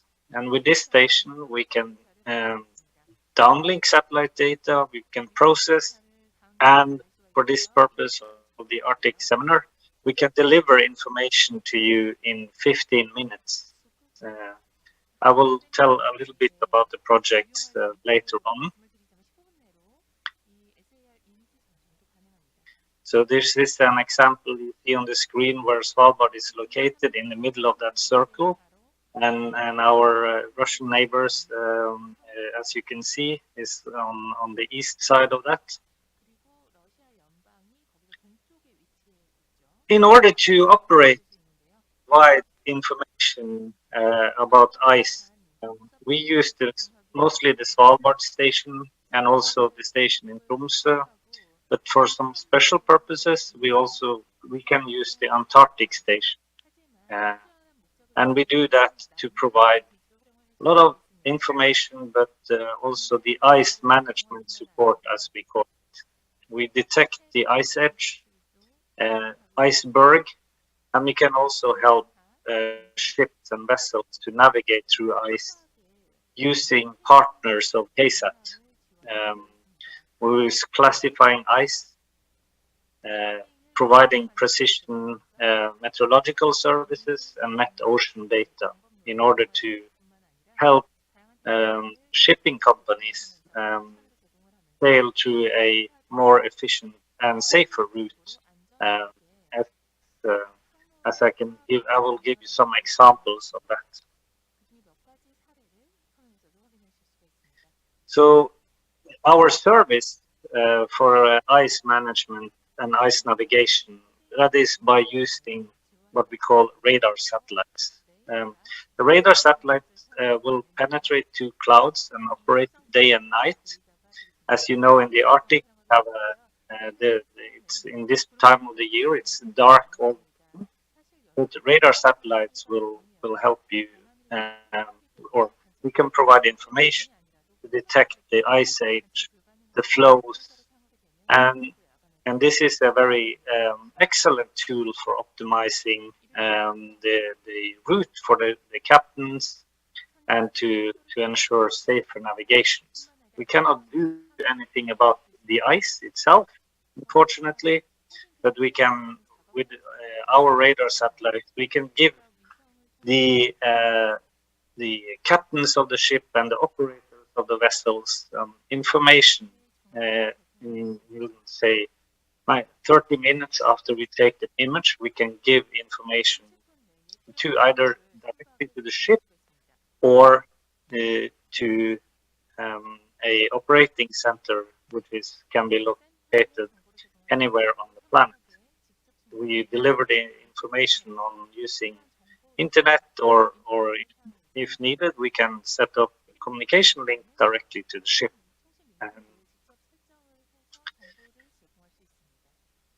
So what kind of satellites can we provide information from?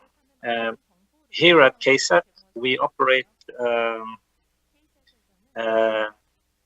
all the commercial radar satellites on the market, and we have processing capacity from these. And when we are talking Arctic operations, the benefit of using the Svalbard station is quite. It gives us a very fantastic opportunity, because from the time we take the image over an area until we can deliver information, that will take around 30 minutes. Meaning, as a captain of the ship or the operator, you will have updated information from us on the areas around the ship.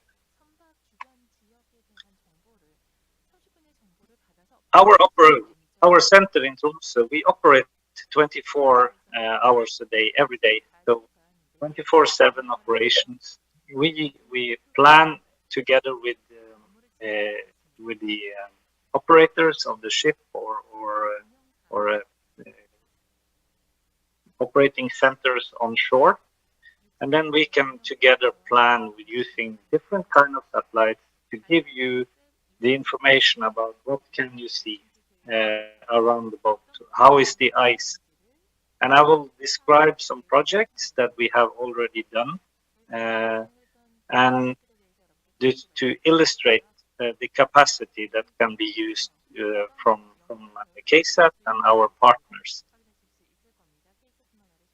So this is an example of a fiber cable that was put in Alaska, the Quintillion project, where KSAT and Viking Ice Consultancy together provided the operators of the fiber ship the updated information about the ice conditions around the fiber vessels. So because the fiber vessel didn't have the highest ice class, they were needed updated information from us to help navigate and also to ensure safe operation.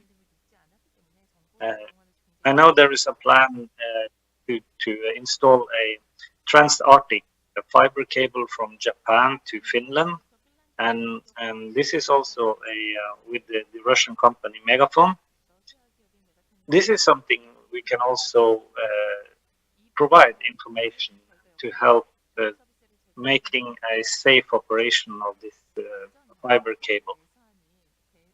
I know they plan to do it in the summer, but still there will be probably some examples where icebergs can drift into that, and with that we can help to provide information on it. So we have provided services to some projects, and this is an example of the ice management support in the Kara Sea, where there was an exploration well. ExxonMobil was the operator, and KSAT. We worked together with the Viking supply to give information about the ice conditions around this exploration drilling. This is to ensure safe operations and also to give to the operator of the well or of the drilling updated information. As you can see here on the picture, we sent them an image telling that there was an iceberg which is 11 kilometers wide in the area. This project was also in cooperation with the Russian Institute ARI. So we are cooperating internationally because we provide satellite information. Then Viking Supply will tell more details about what kind of ice do we see. And in this example, we also cooperated with ARI to give as good information as possible. And especially operating in the Arctic with the iceberg, this is critical for safe operation. In this example here, it's from the southern tip of Greenland, where we monitor the area for ice, combining with in situ measurements or in situ pictures from helicopter. And this is again for safer operations of the harbors.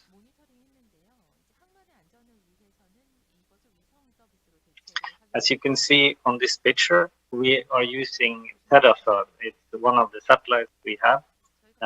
It's the resolution is meaning that how details can we see. So we see ice or objects which is 18 meter, and so this is a combination of how wide can you see.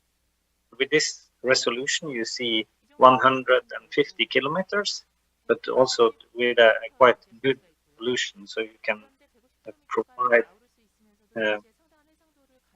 fairly detailed information as seen from satellites. And again, with the radar satellites, we have access to 15 different radar satellites, and they see day and night. They will also see through the clouds, and we deliver the information. For Greenland, it's in 1 hour.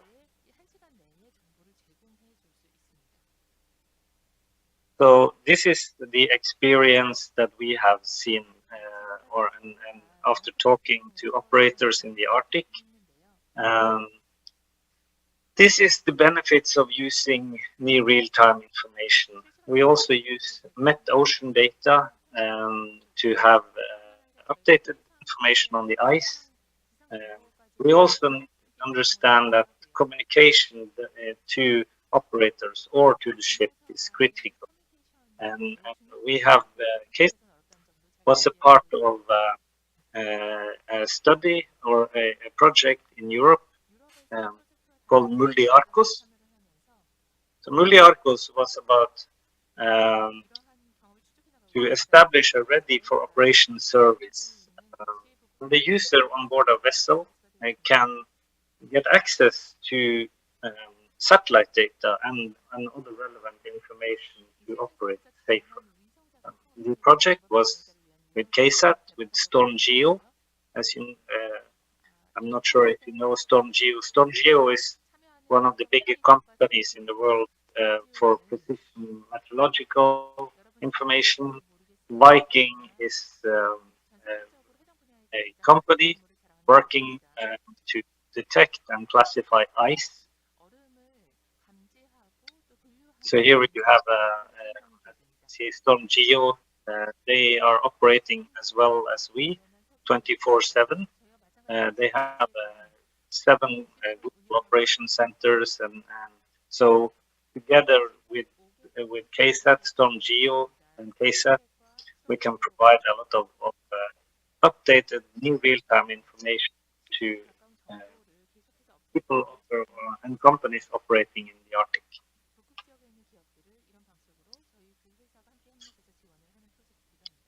So here you can see it's the complexity that can be when it comes to getting different kinds of information. You have meteorological information from private and public offices. Then you have the public ice service. You have the private ice service, as from Viking. You have satellite information from KSAT. So there's a lot of information to be provided to the end user. But what we have discovered is that there's a simpler way of doing that, and that was the Mulli-Arcos project, about how can we give more information in a better way directly to the ship or to a ship operating center. We can see we're using radar. We can also use normal, what we call optical satellites, which is what we see on Google Earth. We use weather forecast with Storm Geo because they have very good information about the updated local forecast. Here is a information about how the setup was on the Mulli-Arcos. KSAT was working closely with Storm Geo, and Storm Geo had the Met Ocean forecast, the weather forecast, and in the middle of this picture you can see that figure where you see the Kara Sea, the Murmansk, and this is where KSAT was planning to take satellite imagery, because this was the area where we were operating. So this is part of KSAT's business. We work together with the operator and with all the people involved in a project or shipping. We take care of the satellite image. We process and provide information to the end user, either on a boat or in an office.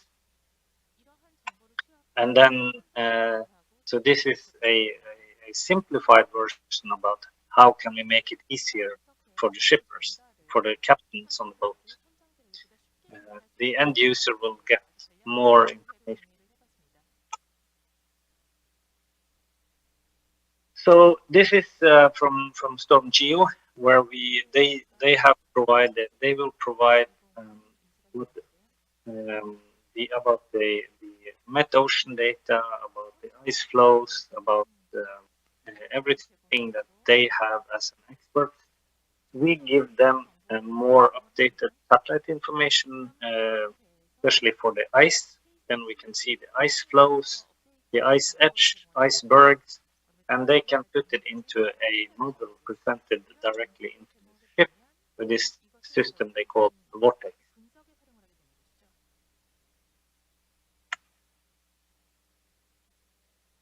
So this is just to show an example of a little more detailed where we have the in between Finland and Sweden. As you can see here, it's this is 2 different satellite pictures with some days apart just to show the frequency of the update.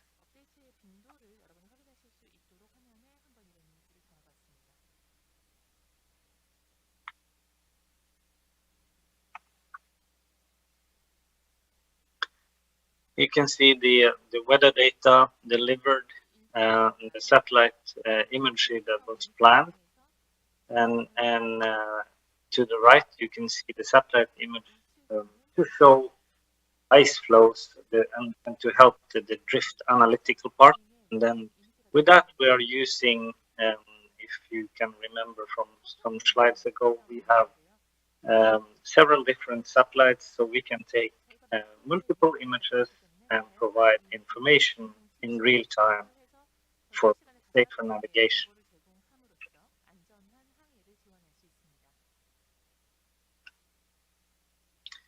So yeah, with this, so this is from the Pecora operations, as you have been in the northwestern part of Russia.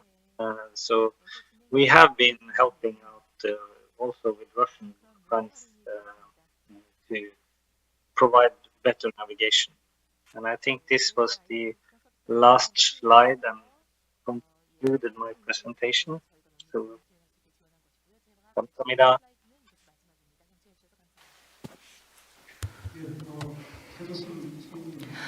Thank you very much, Mr. Patterson, for your insightful presentation. For the safe operation in the Arctic, that we need to clearly understand the ice condition as well as the weather. KSAT is partly owned by the Norwegian government, and half of its stake is shared by the Kongsberg Group. That means, well, this is a truly private-public partnership.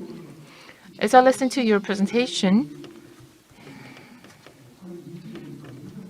I could see that KSAT offers such a reliable set of services. Thank you very much for your detailed explanation on the roles played by KSAT. In the wintertime, if we are to climb a mountain, we would check the weather forecast. That means information is that critical. But in the harsh environment, if you want to pass the Northern Sea route, then you would spend 20 days. That is why the weather forecast as well as the weather condition and the ice condition related information is critical. For traditional and conventional navigation, satellite information is actively used. E-navigation has been actively embraced. And as for the Arctic shipping and navigation, advanced technology is of great use, a great need. So the services offered by KSAT will be of great help for safe navigation. So as for the presentation, it addressed the various technical areas, but what we need to remember is that the Northern Sea in this adverse environment, the information is of critical importance linked to the satellite services. Once again, I'd like to thank Mr. Patterson for his inspiring presentation. Now we will move on to the last presentation of this session to Senior Engineer Han Min-gi from Samsung Heavy Industries. From the engineering sales, he will present. And as I am preparing to chair the session, I did some research on these ice class vessels or the LNG carriers, and your company is kind of a pioneer here. So I think it will be really informative presentation. So it will be about the winterization technology, and the concept will be covered. And not just that, but if you need, you can take some time. So please share a lot of information that will be helpful for us. So Mr. Han, please. Hello, good afternoon. I am from Samsung Heavy Industries. I am sales engineer or senior engineer from the Samsung Heavy Industries. They call me pro, or it's like the senior manager level.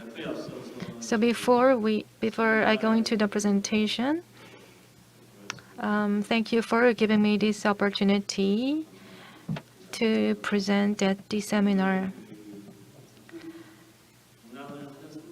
For the vessels that trouble the Arctic shipping routes, the winterization is a really essential technology for these vessels. So this is the contents of my presentation. So I'll talk about the Samsung Heavy Industries Arctic project development and the winterization, the general concepts, and the Arctic LNG project, specific elements of our own technology.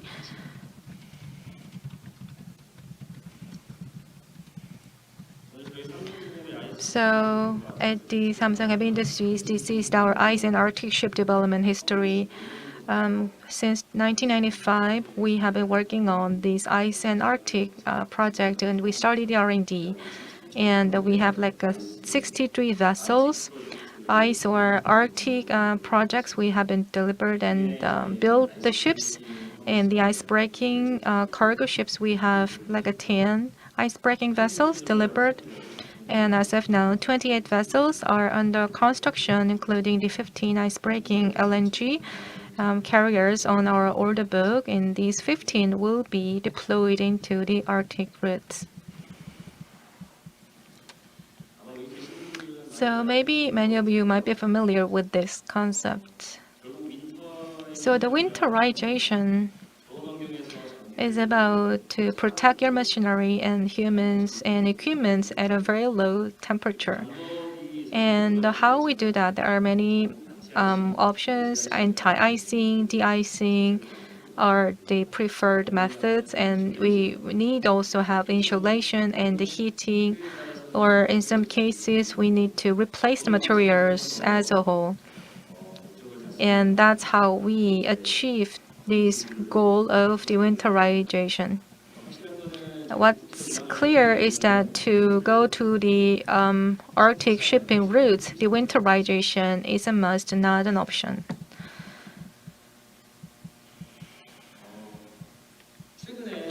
So recently, there are some trends in terms of rules for winterization, and the operation requirements are changing. So let me briefly touch upon this. One big change is that in terms of the rules, the goal-based requirements are now on the rise. In the past, to get to the Arctic shipping routes, for example, the Polar Code years ago went into effect, and that's been applied and complied. And in the Polar Code, most of the requirements are goal-based. So, for example, in the past, the winterization was new, and the trend about the rules was that you specify some heating capacity, or how to apply the winterization technology has been specified in the rules. So for now, these are goal-based requirements, and it's changing. So the rule trends of today, you set the goals, and you have to choose some specification with some flexibility. So it means that in the Arctic region, to build a ship for the Arctic shipping routes, with the ship owners and shipbuilders need to work together to decide upon the right specification. And also the other thing is that the operator requirements, the active measures, for example, the heat tracing, or you add some heat source for protection, but now it's changing to be passive measures. That's another trend that we are seeing.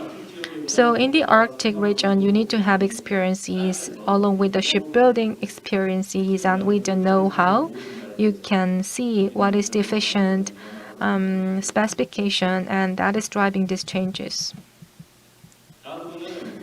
Next slide is about the winterization and how you can really add or specify the winterization features. What's really important than anything else is you need to decide which area you will have your vessels on and what are the features. So is it really about the ice class or ice breaking vessels? So these are the important features that need to be defined in the first place. So you need to also define the temperature conditions, and then by different vessel class, you have different symbols. It could be DAT, PST, or BST. So these symbols are used, and the temperature correlations are there for different types, and these are defined by the rules. So at first, the ship owners and the shipbuilders need to have a clear definition so that they will not have any argument during the build stage. And other than that, there are the other essential rules. And so you need to also look into that as well. For example, in certain field, there are the requirements. And what we are looking into is the NSR route, this Northern Sea route, and there are the specific requirements, field requirements, and that should be also the basis. So when you go through these whole stages, then you can have the concept of winterization, and based on that, you can set the requirements. So that is the basic flow. At the Samsung Heavy Industries, we have built some experiences, and let me tell you about the general concept of winterization. So when it comes to winterization, you have these whole equipment that you need to protect as they are exposed to have de-icing or the anti-icing is the measures on a heated deck or heated canvas cover or what you have under that. So to ensure the safety of the navigation or the crew, you protect them with the anti-icing. And for the other areas with the heat source or the crew will go in there for de-icing.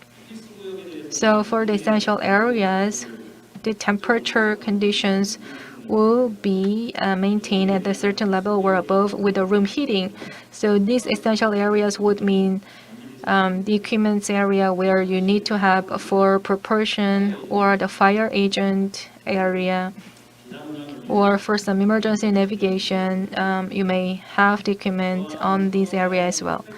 So for the escape route or some essential route that you need to have for the emergency operation, you have to protect them as well. So heat tracing or the other protection measures are in place so that the crew can have no problem without any icing, so that you can have a good escape route.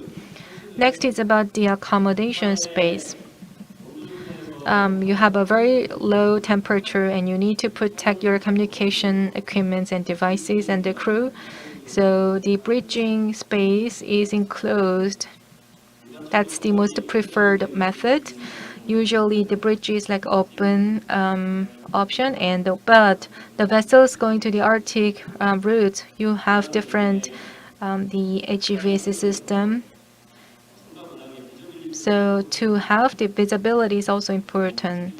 So the heated window is installed, or the window wiper is also added. And with the icing on the accommodation space, you need to have the fresh air intake. So you may have the air intake with the heat tracing. Or for crew members, they can also add the heat tracing on the doors.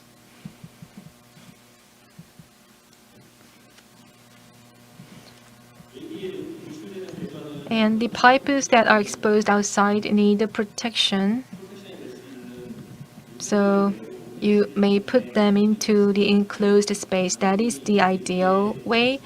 It's not just about the freezing protection, but also during the navigation, you may have drop object that may damage your piping system.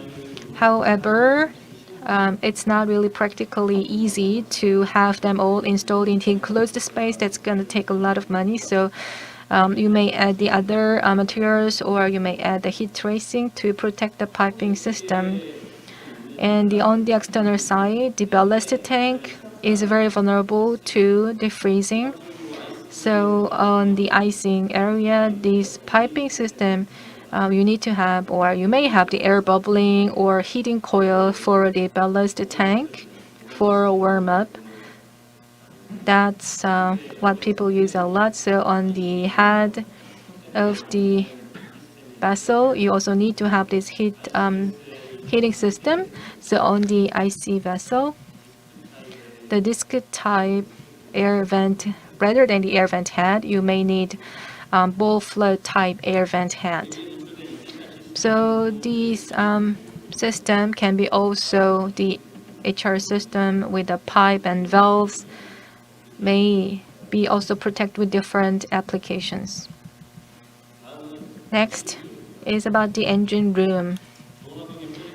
Under the low temperature, unlike the other vessels, you also have this combustion air getting diverse intake from these areas. So the air intake for the engine room is separated for the engine room. And for the air intake, you may have heating feature, but also the intake could have the stock and icing, so you may add some air heating. So when the heated air comes in, they are not discharged right away, and some are recirculated and recovered. Next, the other features of the engine room is about the IC chest. You may add ice box, and as you can see in the picture, high and low sea chest ice boxes are installed just in case you may have some icy pieces coming in. So steam blowing or seawater system can be used for recirculation to prevent these ice pieces coming in. And for the electrical system, it is to protect this communication or the lighting equipment. And the basis is to have the right design. So for example, antenna can be dome-shaped to provide the heat sources inside so that they will have effective operation, and the cable and the other equipment are designed to function well at the right temperature. And the expand ice radar or ice searchlight are also used for this ice map. You can use them with the mapping.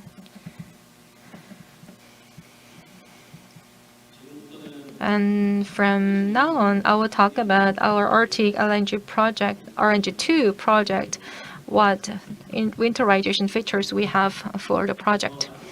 So first, for the Arctic LNG2 operation, from the Murmansk and Kamchatka and the northern sea route, we send out this LNG. And from the NSR route, we send out the cargo. And we need to have this. We have this two-way ice breaking. It's like 1.2 meter thickness and 2.1 meter thickness. And it could be like minus 52 degrees Celsius of the extreme weather temperature. And on the ship, let me tell you about the key features. As I mentioned, you can have this ice breaking on the hull and the deck as well. So the propulsion systems are applied to the engine room, and it's like a 15 megawatt 3 sets, and the total is like a 45 megawatt for the propulsion system. It's not just about the hull or the deck, and you have the ice to strengthen the hull. So on the stern and the hull, you have the semi-enclosed for the mooring deck. So the stern plus the ice breaking operation, you can have the clear visibility by having the stern breach. Samsung Heavy Industries are now responsible for the block fabrication, designing, and supplying materials. And the first vessel will be delivered by the first quarter of 2023 from the Vida shipyard. And next, let me tell you about the features for different sections of the vessel. First, one is the cranes. They can stand at minus 52 degrees with the heated operator's cabin. And there is also the internal heating system inside the cabin. So all the heating system are running on a dual system, and you can check the temperature on the temperature monitoring system on the crane. And we have this lifeboat system. And for the project, we comply with the polar code.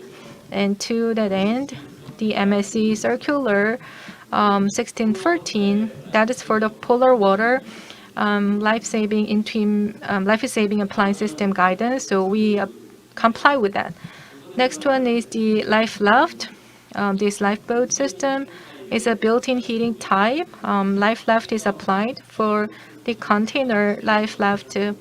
They have this own sourcing internally, so they have the heating inside the HR box, and they have also the thermal box as well, thermal control box. So you can prevent the ice from being stuck inside the container.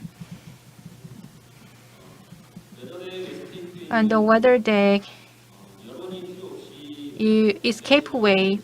They can have the anti-icing with the open grading system, and also the snow are not accumulated on the deck.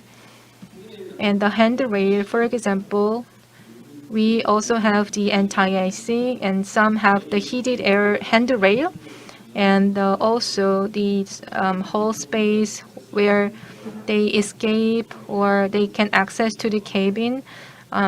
There as well, you have the anti-icing features. And the heating system for her space is also in place. That's similar to what I described. When cold air comes in, the duct heater is there, and also you can see the space heater. So you can heat up the air that comes up and keep a certain temperature or higher. So this is the accommodation room to have this ice breaking at both ways. We have a stern bridge, and the stern bridge is like connected to the forward bridge. So you can navigate, and when you move the stern bridge, the crew can shift to the navigation, and all the bridge windows have heating features, and there's a window wiper as well. And the washing system, they have the air blowing system as well for the window washing system. And after window washing, you can blow the air or the water to reduce the risk of icing. And also on the accommodation system as well, you have this intake, segregated air intake, and there's also heat tracing for air intake louver.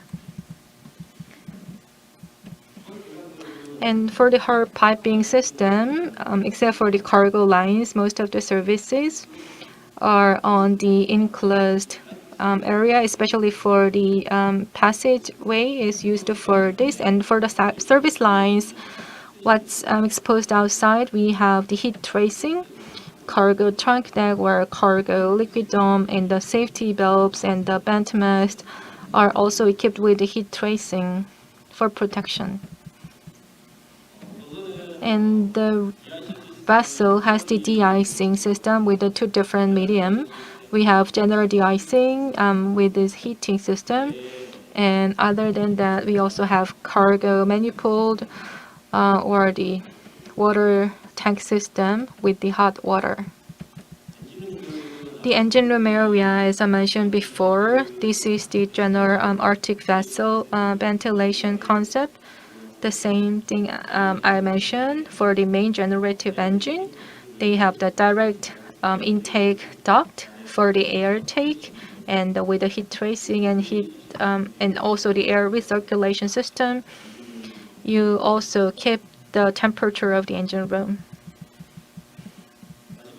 And the last one is for the navigation and communication system. And with this heating device, antenna and the radar, with the heating device, and for control mast, you have also the expand radar. For the forward bridge and the stern bridge on the top, you have the Xenon searchlight, like 4 of them, and the echo sounder is also in place. The polar code is applied, and under the polar code, when in case of emergency, to have the communication line with the helicopter, you need to have the aeronautic VHF. So even though we don't have the space for the landing of the helicopters, but for the aeronautical VHF is here, and the lifeboat and the required like EPIRF and I say RTR in place. So this is the last slide of my presentation. Samsung Heavy Industries, for 25 years, we have been developing the Arctic project, and we also delivered many vessels. And as I mentioned before, the rule trend is changing constantly, so we need to work with the operator and the builder to have efficient winterization performance. So Samsung Heavy Industries will continue to leverage our experiences to offer better ice-breaking performance and more efficient winterization performance. And we will continue to work with our operators and ship owners to be the best partner in the Arctic shipping routes. Thank you for listening to my presentation. That's it for my presentation. Please give him a big round of applause. So about the Arctic shipping routes and the vessels to stand this extreme winter, he shared a lot of information on what's needed. And one thing that came to my mind was the whole slides about, have you ever presented this one at Comarin or the neighbor architecture conferences? No, this is the first time, because about this Arctic shipping routes and the Arctic shipping seminar, it's really important and informative presentation because it's needed for every vessel in terms of winterization, and he presented on the details of features. So something could be very confidential information for your company because it really talked about some like technologies, internal confidential information. So if you have all this winterization, how much would be the performance of the vessel compared to the regular RNG carrier? Do you have information on that? It's not something I can share with you today, but the Arctic project that we are running, in some sense, it's like the very best winterization and the ice breaking carrier that you can think about on this whole planet. So that's right. You covered essential elements of the winterization. For example, on the outer or the hull and the equipment protection and this whole accommodation space, piping system and engine room, ventilation, and the lighting and the lifeboat, communication, and all the things that's needed. The hardware side of the vessel has been explained for the winterization. It's really important and the informative. So please once again give a good big hand to Mr. Hon for the great presentation.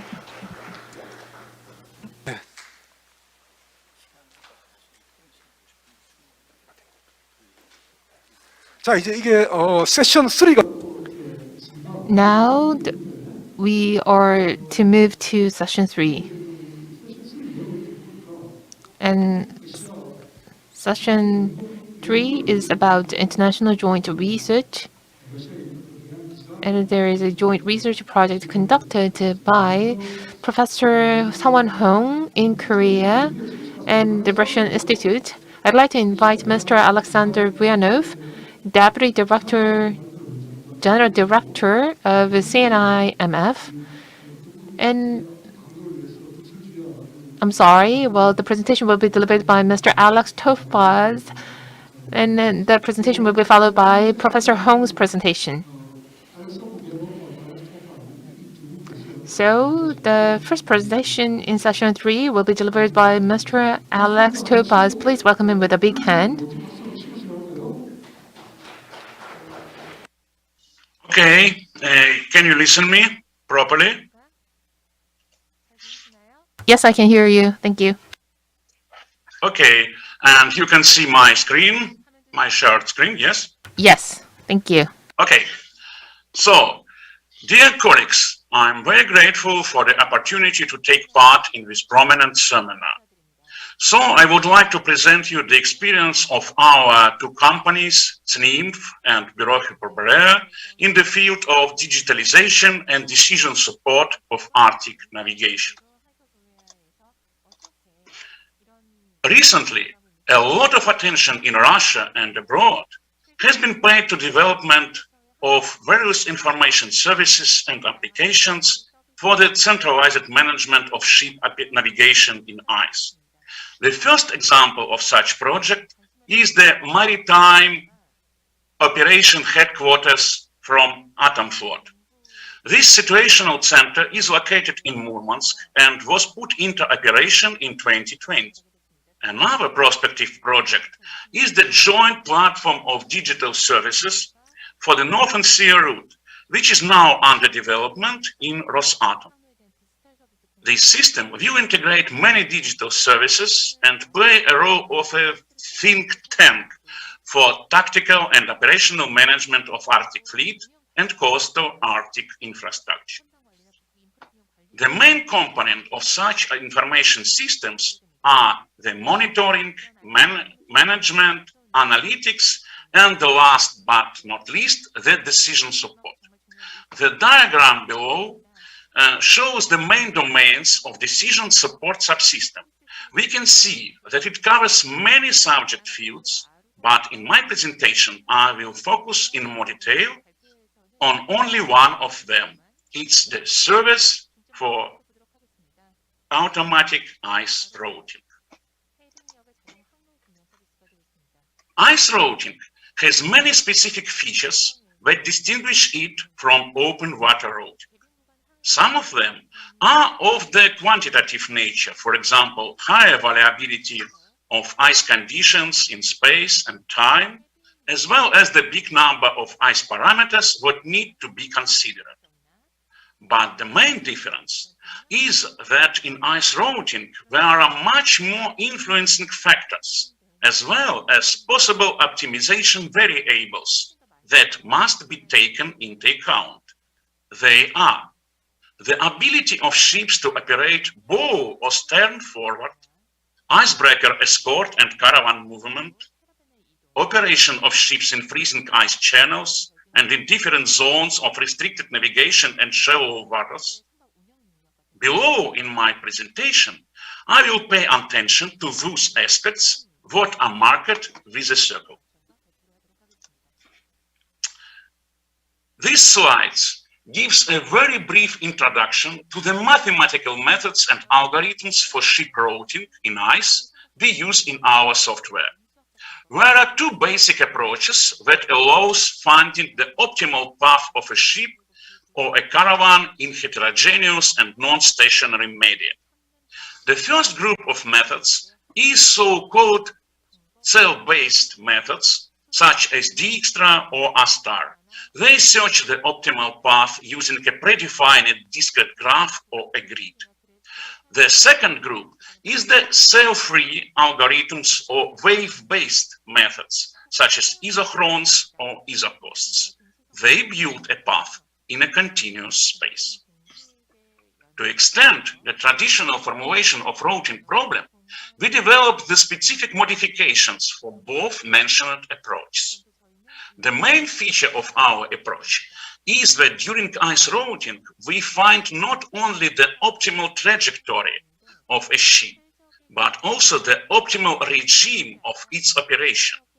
Such regime includes the ship speed or the shaft power in each track point, the segments of bow or stern forward movement, and the preferred areas of icebreaker assistance.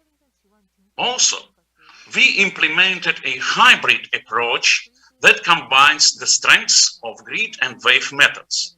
I will demonstrate the results of this method further. The criterion in our optimization problem is some conditional cost of a voyage. This cost includes the voyage time, fuel discharge, freight rate of a vessel and icebreaker, penalties for being out of schedule, and any other features of ice navigation. The criterion can be customized for a specific task. To demonstrate the mentioned aspects of ice routing, we have chosen one particular case. This is the experimental voyage of Christophe de Margerie LNG carrier along the Northern Sea route in January and February of this year. Vladislav Zhibul has said about this voyage tonight. Animation in these slides shows the details of the voyage. The passage to the east from Sabeta started and ended in January. The ship operated independently. In East Siberian Sea, it used the ice channel from another NLG carrier, Nikolai Zub. The path backwards took place in February and was accompanied by an icebreaker 50 Let Победы from the Bering Strait to the Gulf of Hope. To study the voyage, we use the following data sources. The first is the ship on board reports that contain a lot of valuable information such as observed ice conditions, shaft power of a ship, operation regime, and so on. This data is very accurate due to experimental nature of the voyage. The onboard records are indicated as a small black dots and animated picture. The other sources is the IS tracks that describes the current ship coordinates obtained with a high frequency. Also, we used the raster data of the forecasted ice conditions provided by the specialists from Arctic and Antarctic Research Institute. And at the last, we considered the standard navigation data of bathymetry and the zone of limited or prohibited navigation. During ice routing, we explicitly consider the time that ship needs to rotate and change its heading. In heavy ice conditions, shipmasters prefer to move stern forward, since it allows them to increase the performance of a ship. You can see such stern forward route segments of the studied voyages as a dashed lines. The turnaround of a big ship takes both time and fuel. In addition, in very heavy ice, sometimes the ship cannot rotate at all. To estimate the time required for turnaround of a considered vessel in various ice conditions, we carried out a set of special sessions in the navigation simulator. To process the automatically recorded logs of these training sessions, we used a software which was specially developed by our company. The obtained results were used in further studies when running ice routing procedure. Now, I will shortly discuss the ways to account for the icebreaker assistance during the route planning of cargo ships. We suggest three approaches to solve this problem. The first and the simplest one is the planning of icebreaker escort for each voyage separately. In this case, we consider icebreakers as an unlimited resource, while the conditional price of their assistance is calculated using two parameters, the average waiting time and the icebreaker freight rate. By varying these parameters, we can obtain the tracks with different amount of icebreaker assistance. Example is here. The second approach is the planning of icebreaker operations based on predefined graph of routes. In this case, we assign a schedule of cargo ship voyages as an input data for non-trivial mixed integer problem. This problem can be solved using standard methods of discrete programming. And finally, the most sophisticated formulation is the simultaneous planning of several voyages of cargo ships in continuous space with limited number of accessible icebreakers. The principal approach here is to solve together the routing problem for each individual voyage and the joint vehicle resource planning task to arrange existing icebreakers along the route sections where icebreaker support is most efficient.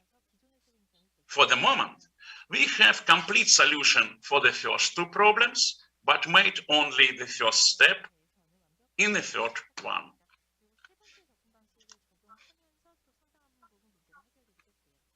Ship operation in ice channels is the other important feature of Arctic navigation. The permanent ice channels are laid in fast ice and usually maintained by icebreakers, while the temporary channels appears after vessel passage and can be used by another vessel. To predict ship performance in a channel, we need to know its characteristics at the current time. For this, we apply a specific model of ice channel dynamics, which describes the freezing and melting of ice in each channel section, as well as the changes of channel geometry after ship passage. Channel geometry is described by the thickness of consolidated layer, thickness of brush ice, and the parameters of channel walls.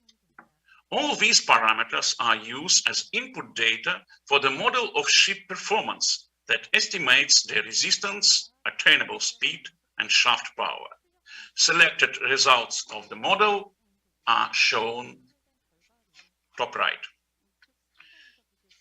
During solving the routing problem, both the ice channels and predefined fairways are described as vector linear objects and in the geographic space. Our algorithms of pathfinding can use this linear object and automatically merge them with optimal routes. Let me now discuss the sources of uncertainty in ice routing problem. This is quite a wide task, but I will try to draw some conclusions based on the restricted amount of data from considered voyage. Firstly, we investigated the possible inaccuracy of data on ice conditions. Diagram on the slide compare the ice parameters obtained from ice forecast model of Arctic and Antarctic Research Institute with the onboard records in the same place and at the same time.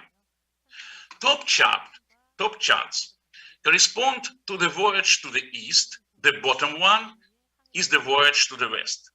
It could be seen that some parameters are forecasted quite accurate. For example, ice concentration or compression. The accuracy of predicting the ice thickness is slightly lower. At the same time, we can see a significant underestimation in forecasted hammocking, especially for the first part of the voyage to the east. The next step of uncertainty analysis is the verification of ship performance model that we developed and used in routing routine. There are two charts on this slide, and each chart contains 3 lines. The blue line is the actual ship speed taken from automatic identification system. Green one is the calculated ship speed for the case of using the onboard ice data as an input of ship performance model. And the red line is a calculated speed obtained using forecasted ice conditions. We can see that in the case of east voyage, the ship calculating using ice forecast is overestimated. The reason for this is most likely an underestimation of hammocking because we see that the agreement between the blue and green lines is better, while the green line considers actual harmonic. In the case of voyage to the west, the calculated speed is slightly higher than actual ones, both for the predicted and observed ice conditions. Based on this particular case of ship operation in a convoy, we may conclude that ship performance model for the case requires some improvement. The final stage of uncertainty analysis is the verification of the procedure of automatic ice routing itself. Here, we can see the comparison of actual and recommended tracks for direct and backward voyages. In addition to these two variants, the table on the right contains the characteristics of vessel movement along the actual track according to our model of ship ice performance. Actual and calculated routes for direct voyage are rather similar. They both contain the long segments of stern-forward movement. Spatial-temporal location of these segments correspond to one another. The difference between actual and calculated routes for the backward voyage is more significant. In particular, the calculated route goes much closer to the coast in the Laptev Sea in order to bypass the zone of rather severe ice. Color in the map correspond to integral passability for the particular vessel. The whiter the color, the heavier the ice and worse ship performance. By the way, the calculated routes turn out to be better in all cases in terms of choosing optimization criteria. This slide summarizes the principal results of the uncertainty analysis for considered cases. Here we enumerate the main problems caused by the uncertainties in ice forecasts. Uncertainties due to applied model of ship ice performance, as well as the non-considered and subjective factors. For example, the highlighted region of significant underestimation of the model-based speed in comparison with the actual one can be explained very simply. According to onboard records, at that time the ship moved in a channel formed by the adverse voyage of the ship Nikolai Zubov. This example shows the importance of taking into account the temporary breaks and leaks in ice fields that have natural or anthropogenic origin. This video, the video on this slide reflects two issues. The first is that we demonstrate the idea of the proposed hybrid grid and wave-based approach. The purpose of this approach to improve the efficiency of numerical algorithms for path finding. For this, we build the optimal path in two stages. The primary route is obtained by means of A-star algorithm, which is a cell-based method. Later, the route is refined and smoothed using the iso-cost wave-based algorithm. At this stage, the area of wave propagation is limited by something like tube around the trajectory that was pre-calculated at the first stage. Second issue we try to address at this slide is related to the use of regularly updated ice forecast or adaptive ice routing. It means that any new received data, for example, a new forecast of ice conditions, may require recalculation of the remaining part of a route. Therefore, the final recommended route of a vessel is obtained during several replannings of a track in the voyage.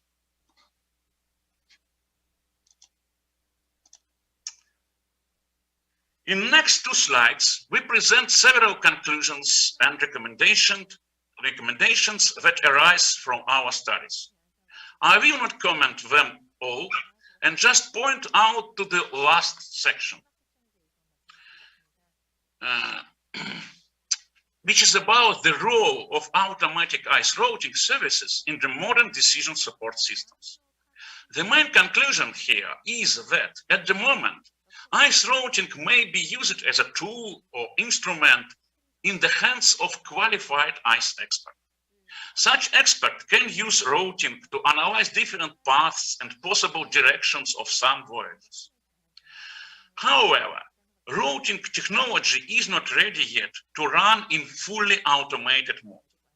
And the main reason of this is a high uncertainty of ice conditions that I mentioned above.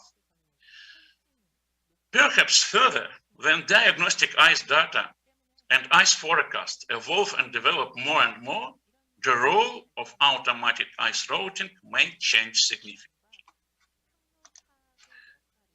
So, thank you a lot for your kind attention. And finally, here below, you can see the link for downloading the demo web client of our routing service. You may download it and test yourself. We hope that it will be interesting and useful. Thank you, and maybe some questions.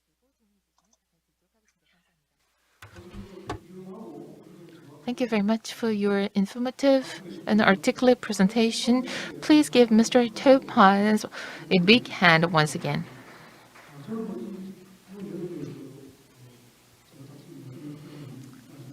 There is nothing to add. And after this session, if it is allowed, I'd like to invite Mr. Vladislav Zibel to. I'd like to ask Mr. Zibel as to the application of various researches and technology. This presentation, if this is workable, before closing, after Professor Hong's presentation, okay? So you can briefly prepare for the very short comment if Alex Topaz's idea is workable in the practical areas anyway. It makes sense, anyway. Okay?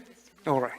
자, 그럼 이제 마지막 제 3세션의 마지막. Now we will move on to the last presentation of this session 3. Hong Sung-won, professor from the Yongsan University, will present. Please welcome him with a big round of applause.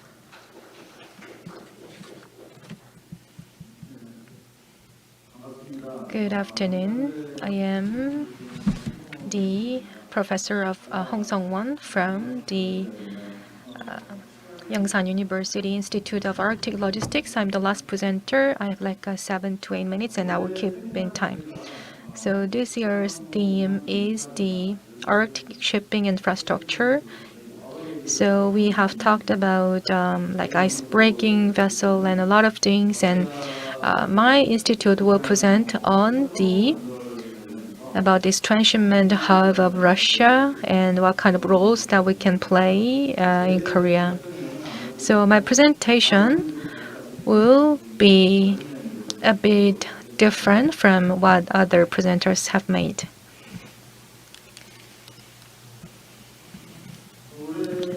So about these northern sea route, I will talk about the 2021 navigation and Korea's perspectives and the transshipment hub construction. I will share the trends and developments and what kind of roles we can play in Korea. And in June and July, for the companies, we had the survey result. So let me share that as well.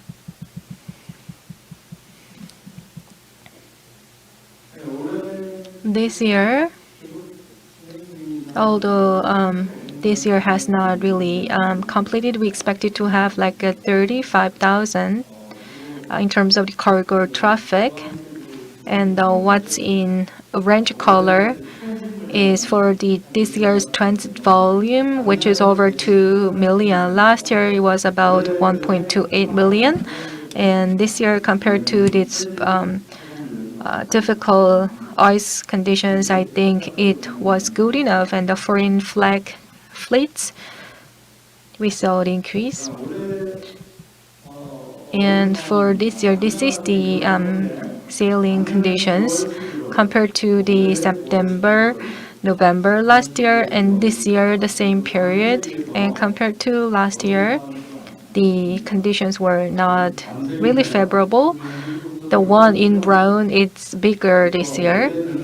So this year, the sailing conditions were worse. And as Belkin mentioned, recently we saw some challenges. And for example, China's COSCO, one vessel, usually it take 1 month for navigation, but it took 55 days, so it was hard. And for the Russian government, they plan to have year-round navigation, but this is something that was unexpected, so we had some challenges. So usually every year we see some similar patterns. Let me share some Korean perspectives. Usually when we have the destinational transport and the LNG is the largest one, although we have some oil, and LNG is the largest cargo coming to Asia, especially to China. And the second one is for the transit volume. We have a bulk cargo like iron ore and coal, usually from the northern European shippers and the COSCO of China. And we also have backhaul cargo, COSCO and Wagenburg. When they go back, they also carry the cargo for the backhaul cargo for profit. And that is the simple analysis, but this bulk cargo and general cargo, you can see some patterns. So for example, the Northern European ship liners have some special patterns. For example, they carry iron ore every year, or some carrying the general cargo. And compared to 2020, despite the poor quality of the ice conditions, the cargo volume went up. But as I mentioned, we had these worse sailing conditions, so we had the seasonal volatility. So more than any time, we really need to have these great ice breaking capabilities to be obtained. This one shows the Yamal LNG, the main cargo, and Yamal LNG is now transporting to Asia. And this whole purple color shows the LNG carrier. They have 15, and compared to the Europe, they are more to the Asia bound. Some are overlapping, so over 10 or almost 10 are now Asia bound. In particular, in China, they had like a 25th voyage, and Japan 10th, and compared to last year,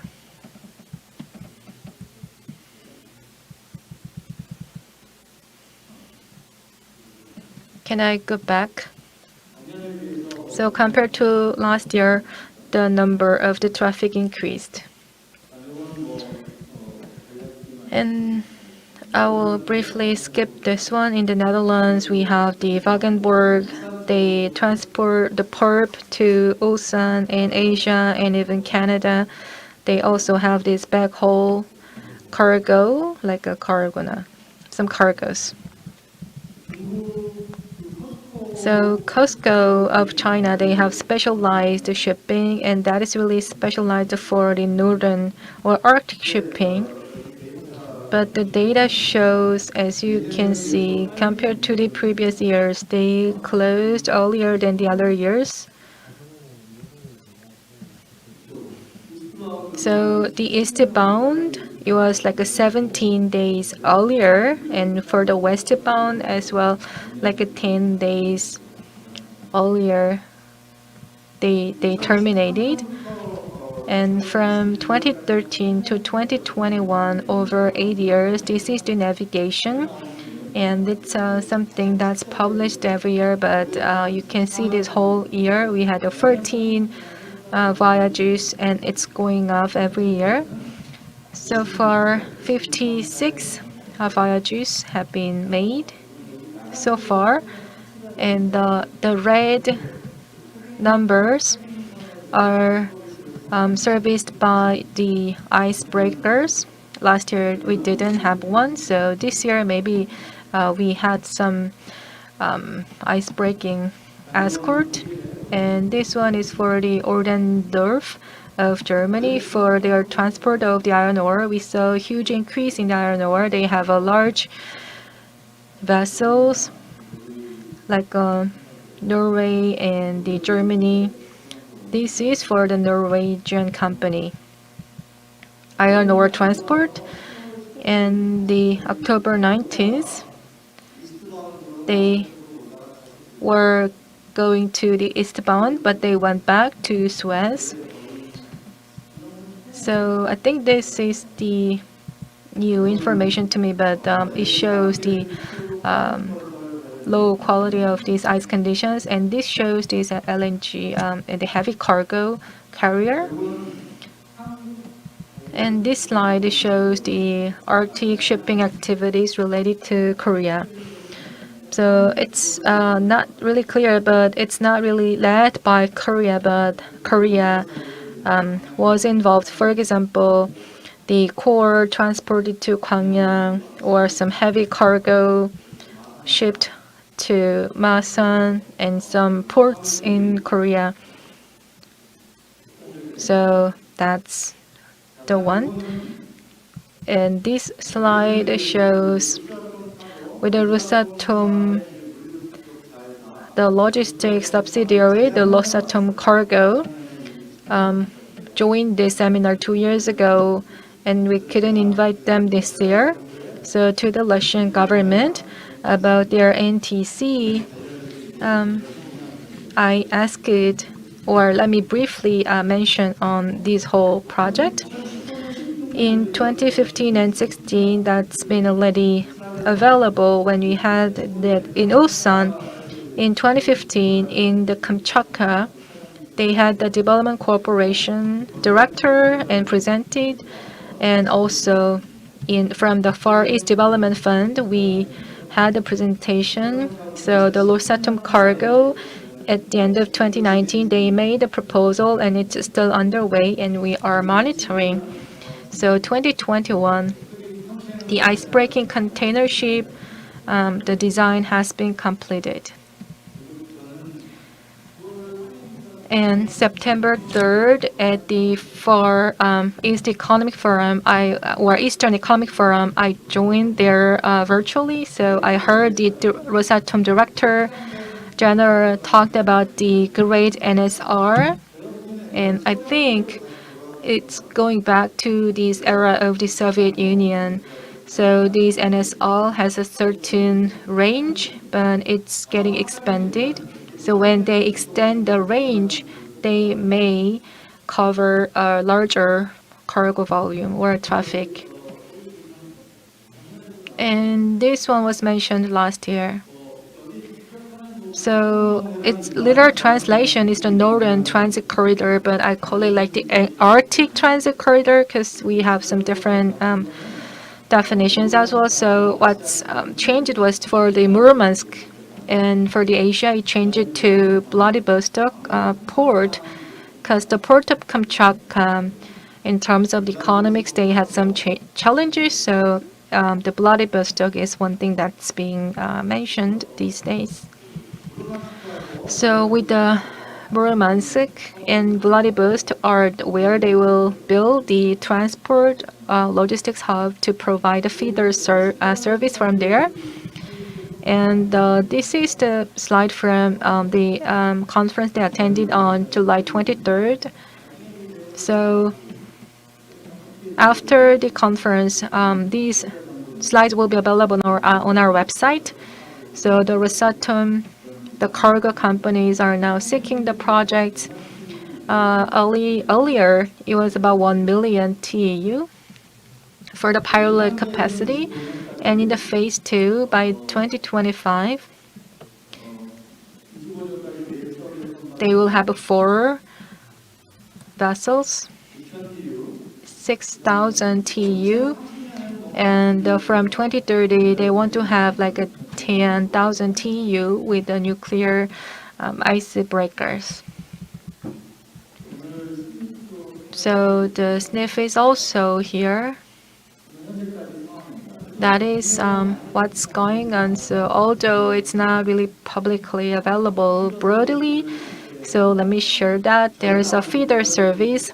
The Vladivostok is what we are interested in because it's the shipment hub for Asia, and there are the routes that come to the Vladivostok, and some are bound to Busan, and we saw like 8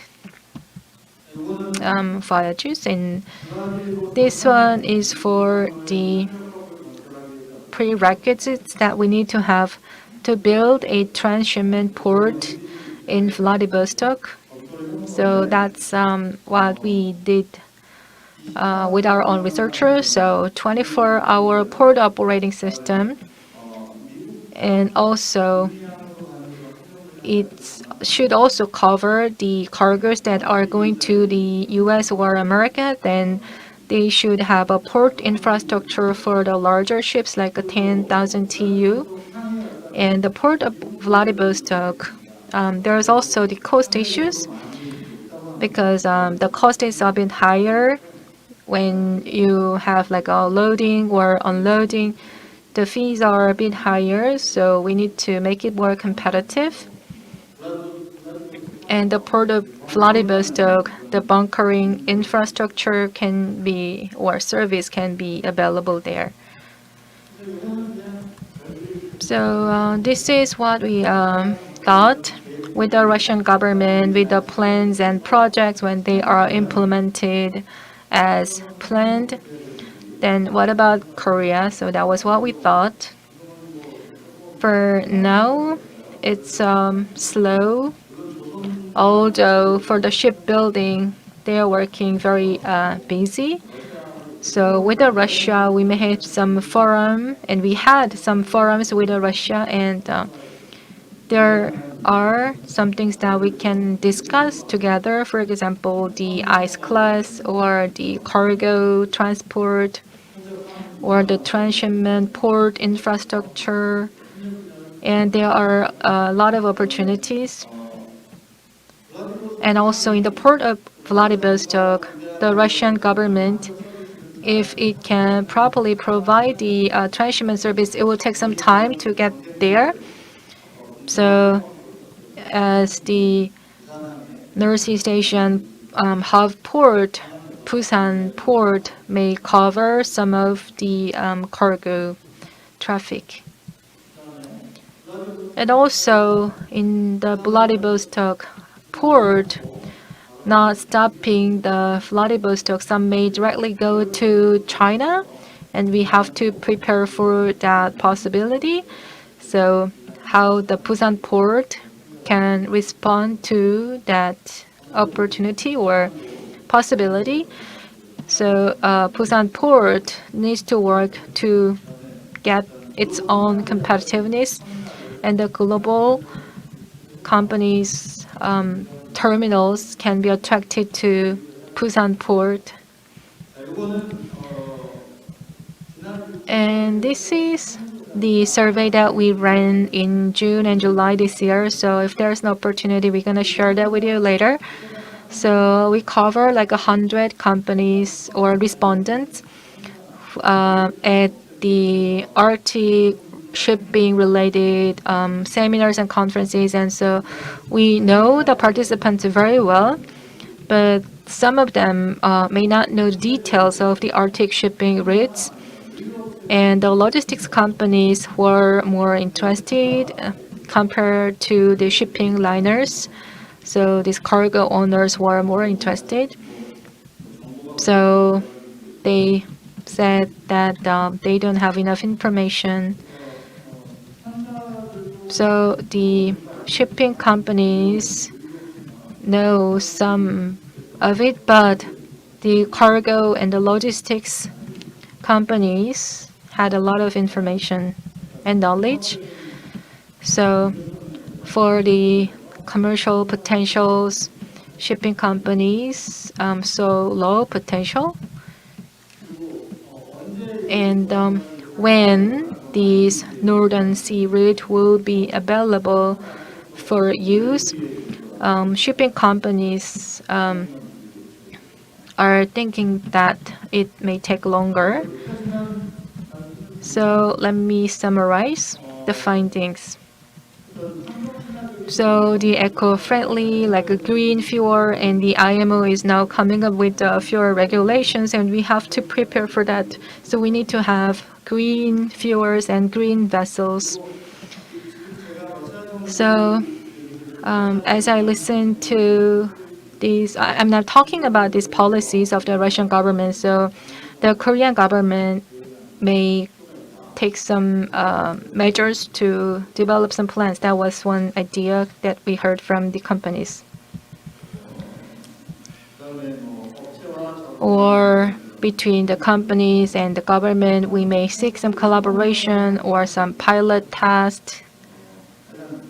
So the government support or the shipping companies' willingness was also mentioned as the priority. So to summarize,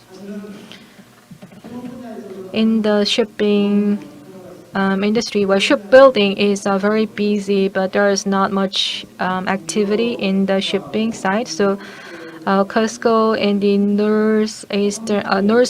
Northern European companies were mentioned a lot. But if we can be part of it, of course, we will build the ice class vessels. But there's so much that the private companies can go. So maybe we can lease the vessels. So the Russian government is now working on the NTC project. So it's a huge project, and a lot of investment will be made. So with regard to this huge project, we have the opportunities to take part in the project. For example, the Russian shippers may operate, and we can work with them for the marketing and sales. And also the port of Busan in the long term, because there's a shipment, a transshipment volume or a cargo. So there's something that they can play a role to develop some logistic services. And in these Trans East Sea, it also involves or affects China and Japan in the other countries. So it would be great if we can get more information from the Russian government. Korea also seeks to be the hub in the Northeast Asia. We need to attract the transshipment cargoes.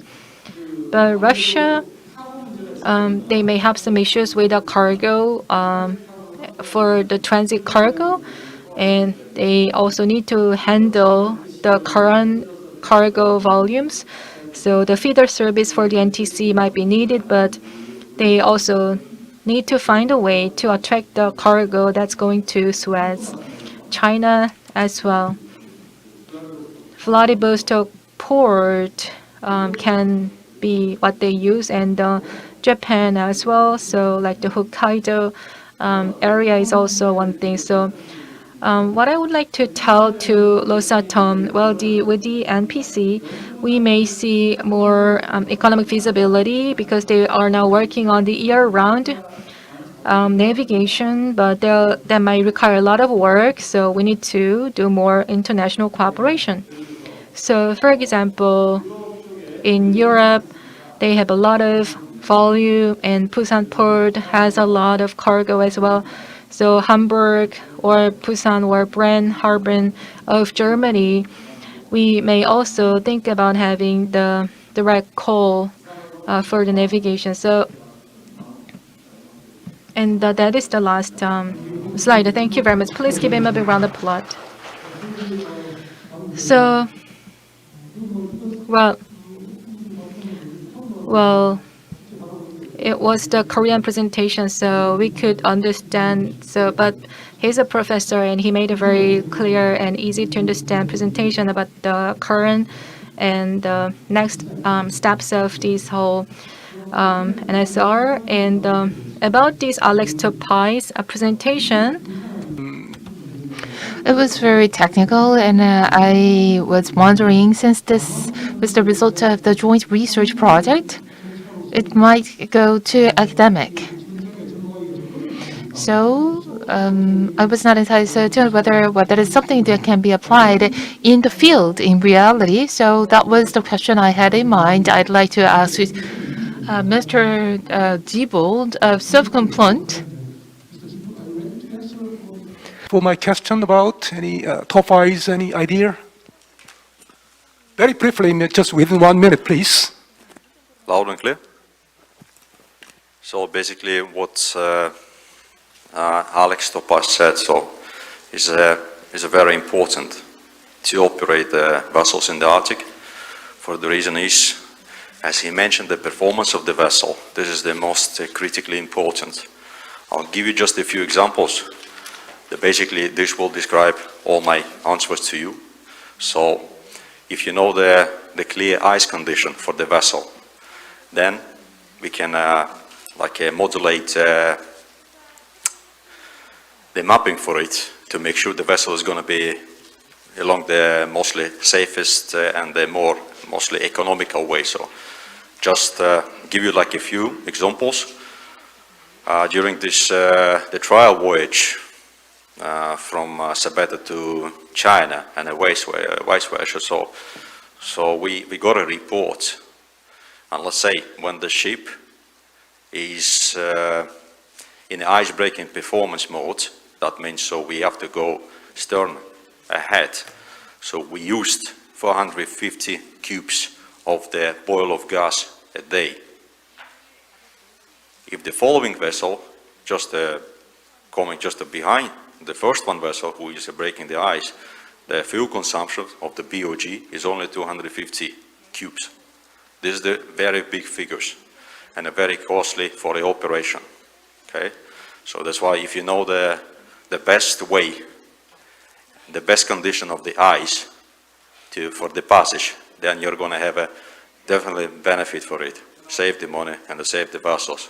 Because it's not really simple when we say, okay, the vessel is going to be working in the ice-breaking mode.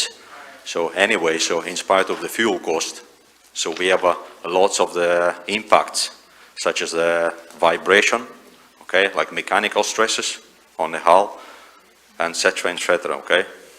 So that's basically what he explained to us, this ice monitoring system. So it's very useful to use in the operation of the vessel in the Arctic. Okay? 예, 제가 받은 Thank you very much. And my impression is that Alex Topai's this whole application, well, for the self-comfort case, well, it's not really readily applicable for now, but it's a great technology. So I think this whole technology is really advanced, and that's really valuable information. So I hope that soon we can apply that to our vessels. So that was for the 5 presentations that we had. So every year for this Arctic Partnership Week, I attend as a chair or as a speaker every year. So the one thing I felt today was, compared to the past few years, the government or the information is really inspiring, and the whole presentations were very serious and in-depth. So this year, this seminar is really perfect and really advanced. So thank you once again for the 5 presenters who made a great presentations, and also the comments of the Vladislav Zibel. Thank you for your comments. One closing comment, though, due to the COVID-19, we are wearing the masks, and I thought that we could take it off this year, but I hope things will go back to normal and we can really feel peace.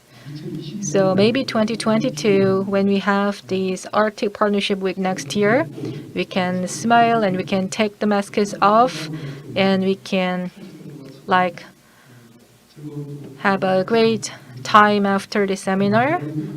So thank you once again. Thank you for listening, and As I mentioned earlier, this session from 4 countries, we had great experts and they joined from Zoom. So for the sessions, they may be very satisfied. And now it's time to close the sessions. So thank you very much.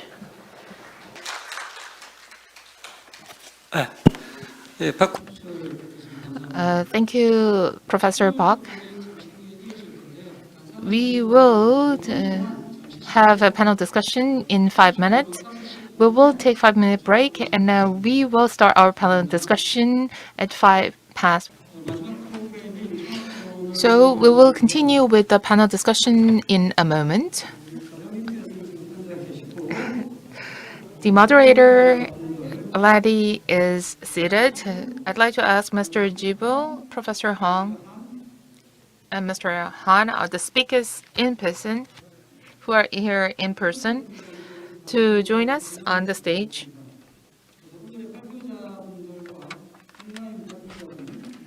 And I'd like to ask all the presenters today who are here with us virtually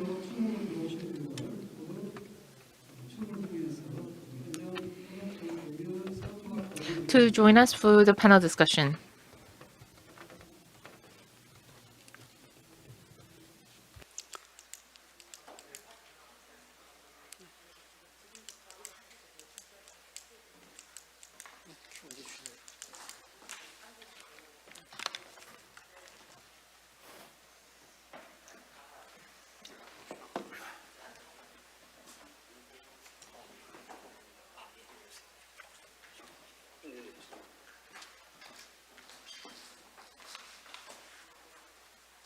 홍 교수님, 미스터 지부를 모시고 위로 좀 앉아 주시면 감사하겠습니다. I'd like to ask Mr. Hong to bring Mr. Jibo to the stage.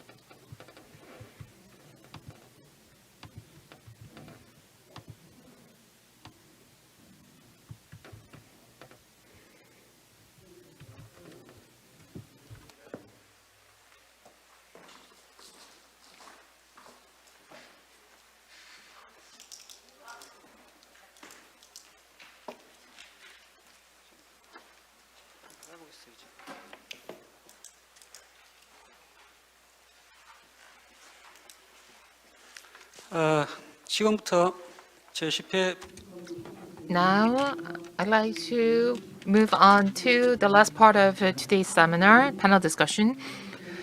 Panel discussion will be moderated by Mr. Song-woo Lee of KMI.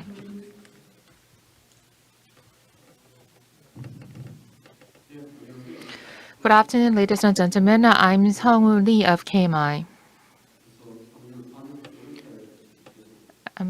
It's been 4 years since I have served as the moderator of the last session of this Arctic Shipping Seminar. I'd like to thank Professor Hong as well as the Yongsan University Institute of Arctic Logistics for having me today. So far, we have discussed many topics, and I'm entirely certain that, well, we as a seminar have developed and advanced so far, and the discussion have become much more profound and in-depth. Well, at first, we focus so much on the risks and opportunities and the benefits created by the use of Arctic shipping route. But from several years ago, we came to identify various issues and the risks and how to address those issues and risks with new technologies and skills and solutions, as well as the researches on the way.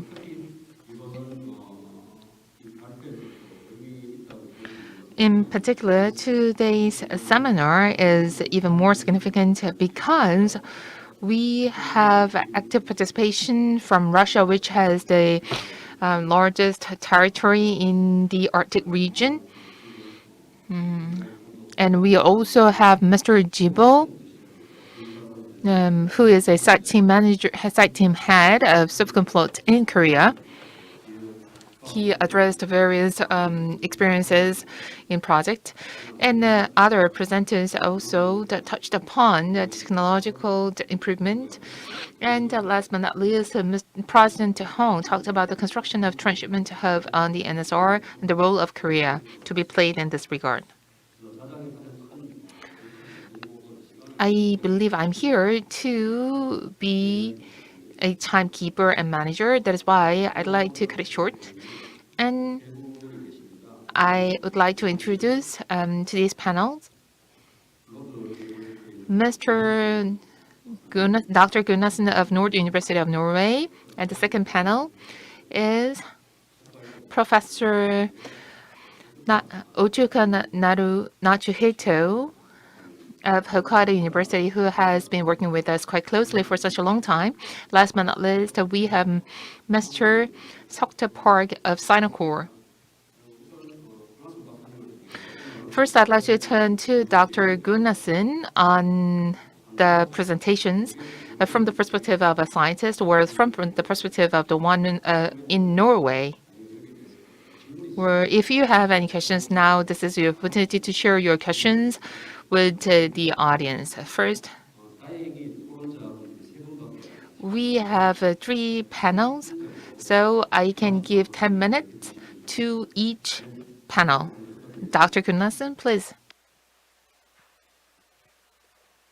Yes, thank you. Thank you very much for the invitation to this interesting seminar. It's always a pleasure to interact with those that year after year participate in this important event in South Korea. I would like to start with a short remark regarding international shipping on the Northern Sea route. By international shipping, I mean shipping by non-Russian companies and or shipping to and from non-Russian ports. Maritime infrastructure development along the Northern Sea route is being developed as a necessity to bring large quantities of energy and mineral resources from the Russian Arctic to the global market and support Russia's own domestic shipping and shipbuilding industry. Russian resource extraction companies in the Arctic are now building their own shipping fleets to bring commodities out of the remote areas of the NSR. Subsequently, the role of non-Russian shipping companies is no less than envisioned, say, 10 years ago. But Russia needs foreign infrastructure investments. It is common for big international shipping companies to invest heavily in port facilities in support of their own logistics operations along established transport routes. However, international shipping companies already using traditional routes will not easily alter their own long-established logistics operations. The Russian government has concluded that only when regular year-round navigation serving resource extraction projects in the Russian Arctic is established, will the international shipping industry start to show real interest in the Northern Sea route. Russia is predicting that regular year-round transportation will be the norm on the NSR already during the second half of this decade. But even if infrastructure materializes, a booming international transit business will not start automatically. Russia cannot decide the potential for international transit shipping. On the other hand, positive international market developments and reduced geopolitical tensions will not help if supportive Russian policies and framework conditions are not in place.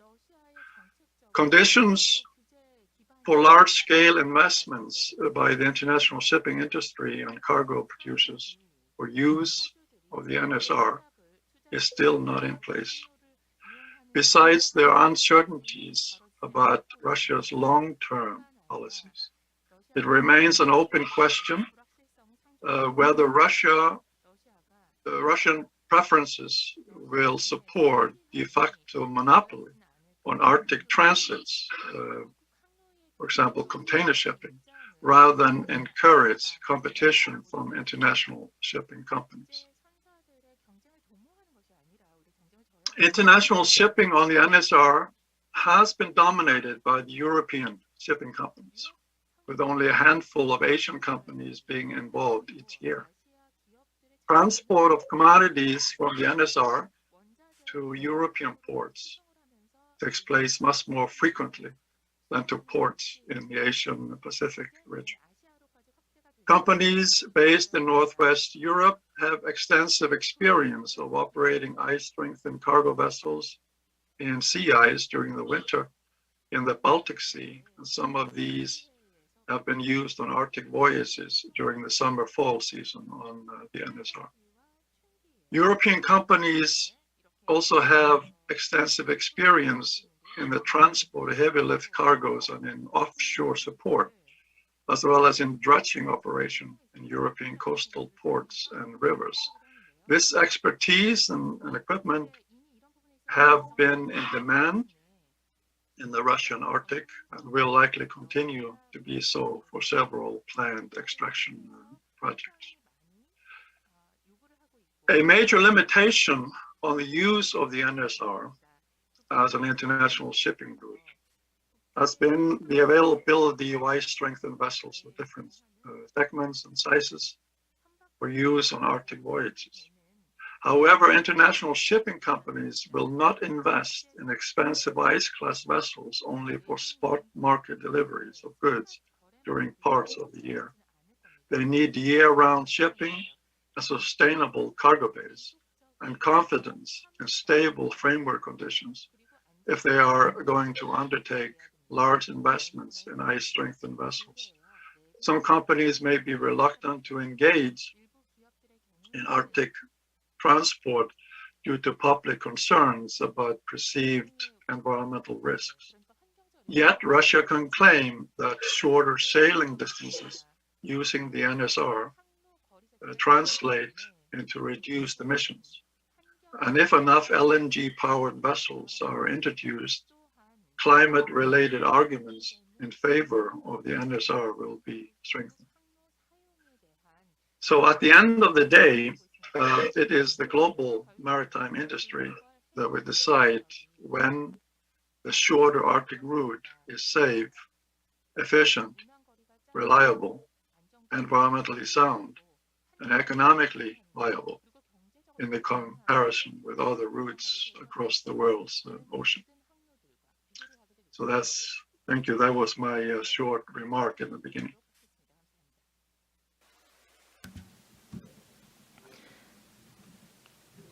Thank you very much, Professor Gunnarsson, about the perspective of the global maritime or shipping industry, what the Russian government needs to do, and what it takes for them to attract the global shipping companies, and how they can really make the investment. And in particular, for the NSR, the Russian shipping companies' role is going down, and that's one thing that we need to take note. Their roles are getting weaker, which can put the Russian government at disadvantage.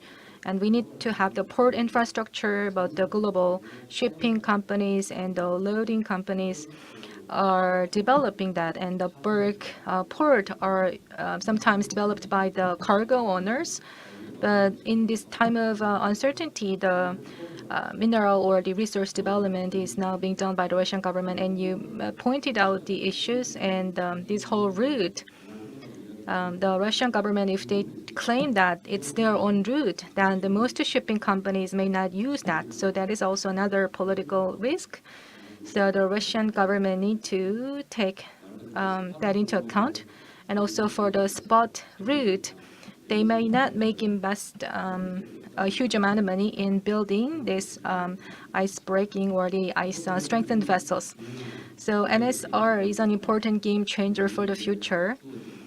But to have the economic feasibility, there are some obstacles that we need to tackle. So that was the comment from the Professor Gunnarsson. He's also talked about the perspective of Norway, which is also a member of the Arctic Council. So let's hear from the Japanese perspective. Dr. Otsuka Natsuhiko, please share your comments and also your perspectives from Japan about the progress of these Arctic shipping routes, please. Okay, thank you. Can you hear me? Right? Yes. Okay. So I'd like to talk about what of the determinants of the Trans-Northern Sea Route commercial shipping. And as of the end of 2019, more than 300 Trans-Northern Sea Route voyages were carried out between Atlantic and Pacific Ocean ports. And all these attempts were temporal destination shipping, and mainly bulk cargo was transported. And basically, most of voyages were successfully completed without notable delay or problem. And through these accumulated experiences, shipping market might gradually gain practical knowledge of the Northern Sea route for their businesses. And based on these experiences, the determinants of the Trans-Northern Sea route shipping could be summarized several issues. Firstly, sea ice retreat enables to expand summer navigable period and chance to match time-dependent cargo demand and ice class ship schedule. But it would be hard to find high ice class cargo vessels that can sail the Northern Sea route in winter, and it is not easy to achieve competitive shipping costs in near future. So the discussion of year-round shipping of general cargo would be a matter of long-term view. And the fuel price is one of the key elements of the Northern Sea route shipping cost. And if the higher the fuel price becomes, the Northern Sea route shipping cost feasibility against the Suez Canal route becomes more competitive. And availability of Russian nuclear icebreaker is often questioned, but it is not serious issues under recent sea ice retreat in mid-summer to fall seasons. However, if shipping activity expands to ice existing season, and nuclear and number of ships start to enter the Northern Sea route, this would be important issues. And the ice and weather forecast are achieving both Russian Information Service, which was introduced today, and non-Russian commercial service as well. And satellite monitoring of sea ice is also achieving, but still there remain many issues to be developed.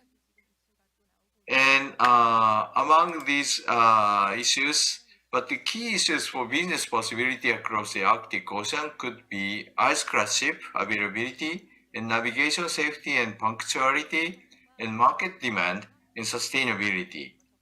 And some are still uncertain, but in many issues, situation is drastically developed in these years. And among them, building ice class ship might be a risky decision for private sectors, but under the support of Russian policy to develop year-round liner container shipment, ice class container carriers is becoming reality, maybe. And this could be a starting point of new era of the Arctic shipping, if possible. And in the technological point of view, ice navigation service provided by Russia, which was presented today, is very interesting and important progress for development of the Northern Sea route.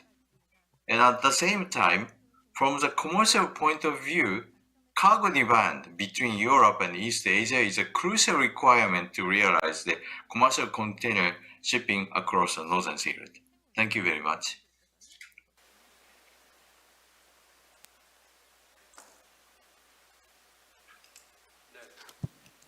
Thank you very much, Professor Otsuka.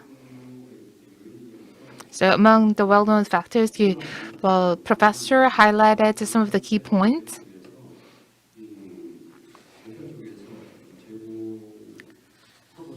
And Well, the weather and ice forecast data as well as the sea ice monitoring has been especially highlighted by Professor. And the thing which grabbed my attention is ice class vessels as well as the icebreakers. There was such a disruption in the sea ice breaking operation. So it took 50 days instead of 30 days as usual. So with this, private participation would be extremely limited since this is related to the safety as well as punctuality. So I believe the initial government support would be quite important. So the private public cooperation and the partnership would be required in the initial days in order to address these various issues. And the second part I'd like to highlight is that the sea ice navigation system implemented by the Russian government needs to be upgraded further in order to tackle various issues identified by the professor. Due to climate change, well, there is a sea ice melting in the Arctic region. But as we have extreme weathers because of the climate change, well, in the Arctic region, there is an extreme weather conditions take place so frequently because there is no predictability whatsoever. This poses such a serious threat to the to the vessels, cargo vessels. This is very important. That is why this was pointed out by the professor. Thank you. I'd like to move on to the third panel. Compared to China and Japan, Korea is more sensitive to the economic feasibility. That is why shipping companies in Korea are not that interested in the Northern Sea route. And as mentioned by Professor Hong in his presentation, we can see there are preconditions that need to be met by the NSR in order for the Korean companies to take part in the use of NSR. And now this panel is working for a shipping company, so I'd like to ask him for his opinion, and I'd like to also ask Mr. Park to make a comment on the technologies required for the safe navigation and as well as the requirement for the infrastructure investment, if he has any comment or opinion on that. Please.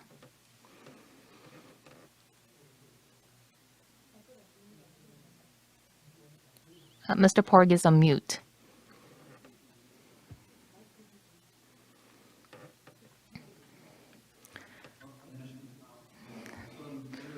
Good afternoon.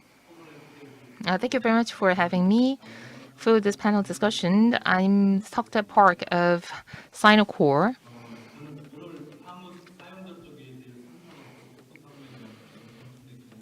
I'd like to share with you Sinocor's opinion as a shipping company, which is a potential user of NSR.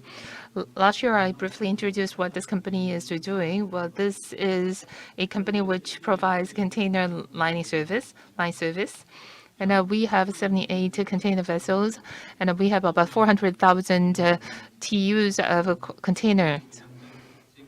And we are the ninth largest container shipping company with the 110,000 TEUs, and the cargo growth has been very consistent. In 2013, it was 101 million TEU, and in 2020, it was 3.2 million TEU. And this year, the business has grown by 15% with 3.5 million TEUs.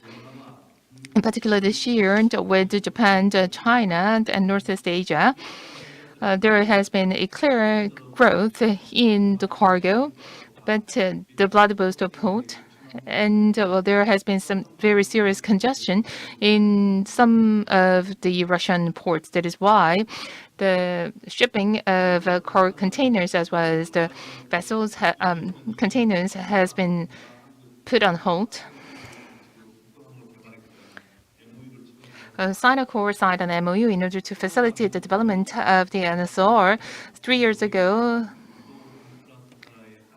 But due to the limitations in our capacity, there has been no real progress so far. However,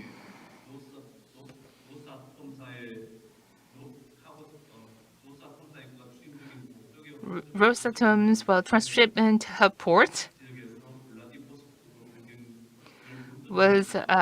is under review to take place in Vladivostok, but since my company provides a feeder service between Busan Port and the Vladivostok Port, I believe if Vladivostok Port is found to be the transshipment hub, then there will be a great opportunity. But as you know, since we are not large-scale shipping company, well, we cannot make any single investment on our own. That is why it will be quite critical for my company to work with any feeder service companies as well as the ocean-going carriers if in a certain alliance.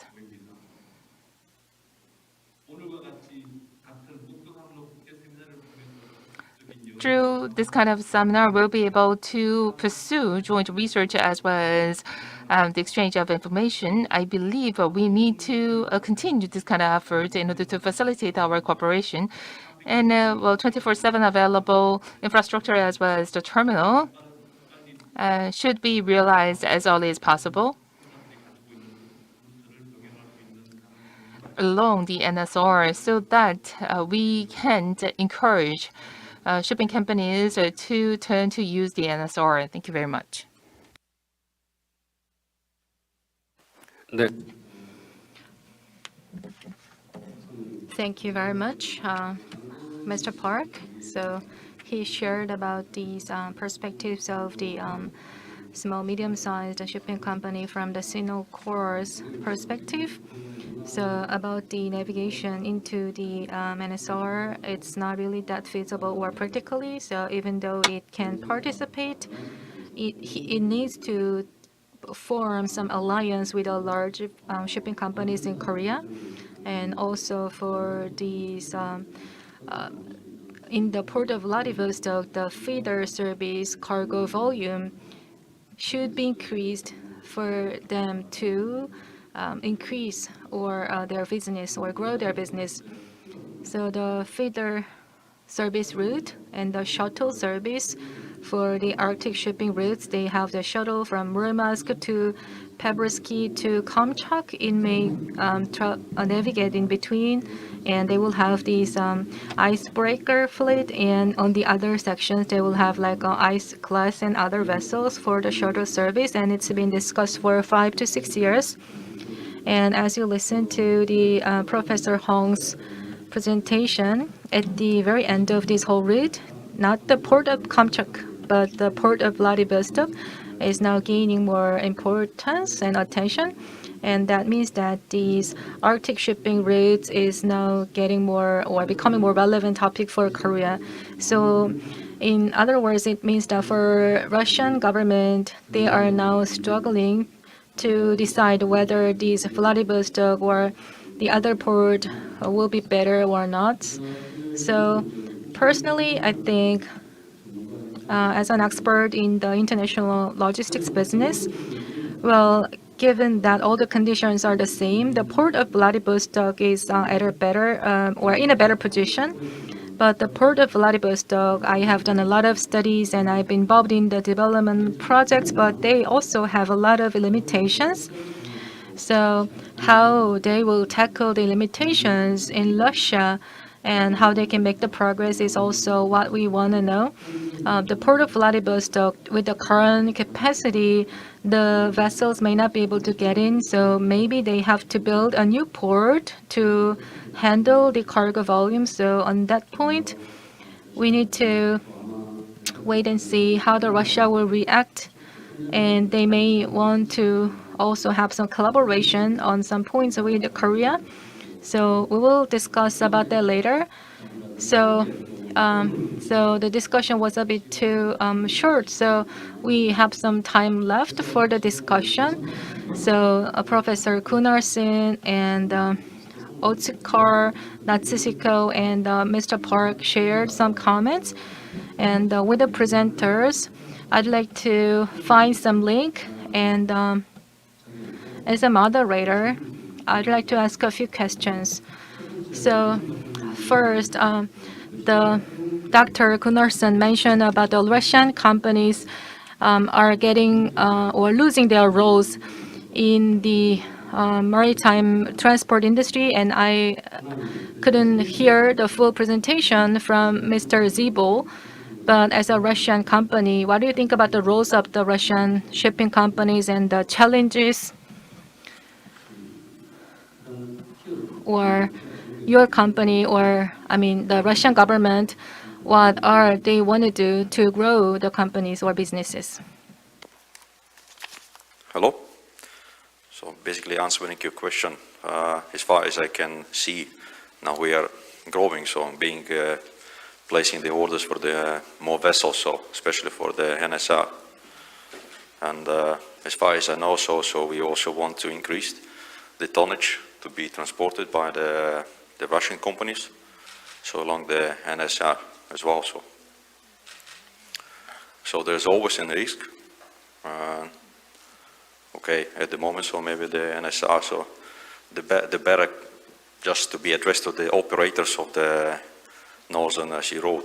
Okay, so but regarding the risks, I would like to also to remind just the recently Evergreen stuck in the Suez Channel, right? So what brought lots of the problem and lots of the losses. Okay.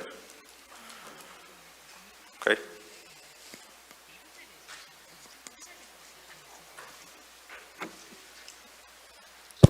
네, 감사합니다. Thank you very much. The Russian companies and the businesses are making dedicated effort in order to increase the use of the NSR and to address various risks out there.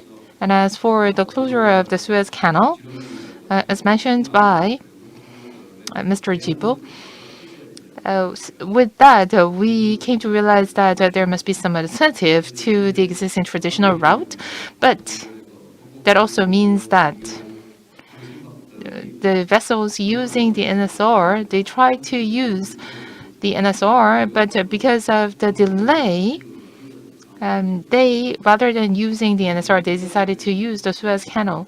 So these two options out there, the Suez Canal and the NSR, which one the companies would choose. So I think we will see a clearer picture in 5 years or in 10 years, whether this one is better than that one.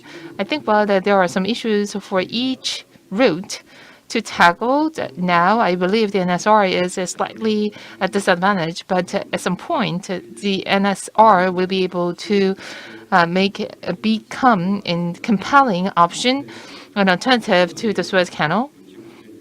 I believe that's the point Mr. Jibo wanted to make. Then turning to Mr. Han. 인상적. You made a very impressive presentation on the RNG carrier from the perspective of the Samsung Heavy Industries technology. So there were many features like the intelligence and the others. So personally, I was wondering, as the vessels navigating the NSR, the icebreakers might be different from the vessels, because the regular vessels have a lot of digital technologies. So you might be thinking about what kind of digital technologies to be applied to your icebreaker vessels. So what are the level of the digitalization, like the autonomous vessels or navigation? Well, maybe not that level, but are there any kind of simpler technologies that you are already applying or in the pipeline? Well, to briefly mention or answer the question like the autonomous vessels, well, we haven't really get to the level where we consider these technologies for the NSR navigation. It's a bit too early. And for the other than the NSR or the Arctic shipping routes, the other vessels, we have some digitalized like the navigation control systems And we have developed and we are applying that. So that's the current status. 네. So as for digitalization, how to apply it, well, it will take some time. That's the impression I got. Of course, the digitalization is underway, and I think there should be some interaction and communication between the vessels and the satellite and other communication infrastructure, and the port need to be equipped with various communication infrastructure. But some of the Suez Canal using route is not fully equipped, and as for the NSR, but is in the process of getting ready for the digitalization. Now, I'd like to ask Professor Hong my question. You conducted the survey, and you have been working with various shipping companies so far in order to facilitate the use of the NSR. And as you mentioned at the start, what kind of help and support and assistance from the government do you expect to be most beneficial in promoting the use of the NSR? What kind of policies of the government will be most helpful in facilitating the use of the NSR?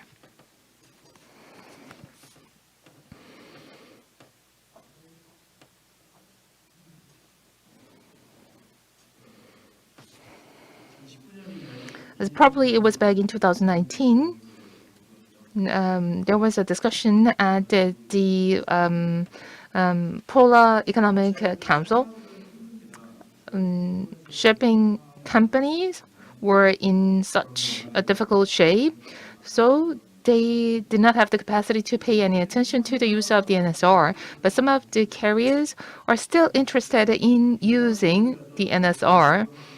So I think it will be too risky for any companies in the private sector to make the initial investment as well as to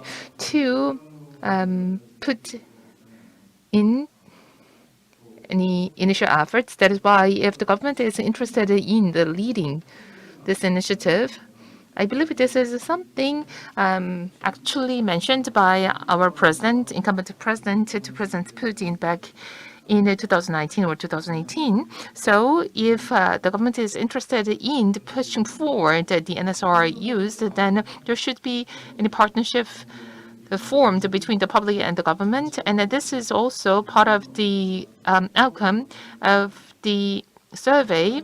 And if government is willing, that it can form a certain council or consultative body with the companies, the shipping companies. And there is no way for the shipping companies to build ice-class vessels if there is no cargo.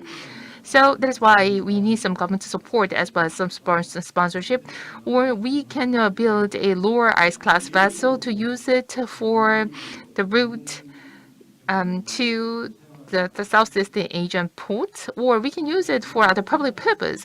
So I do not believe this is something that can be done by the private sector alone. That is why we need heightened attention from the government. 네, 교수님. Thank you, Professor. So the government need to pay attention to this to further open up the NSR. But since a few years ago, I have been pointing this out.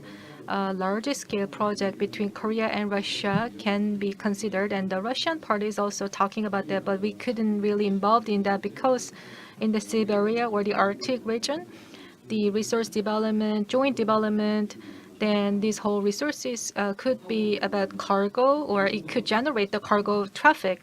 And who would own that? The Arctic 1 and R2 and our shipping companies have a strong technology. So but they are not sure whether it can continue. So if we can really attract the cargo traffic, then we can also get the order for the shipbuilding, and then Russia and Korea can collaborate.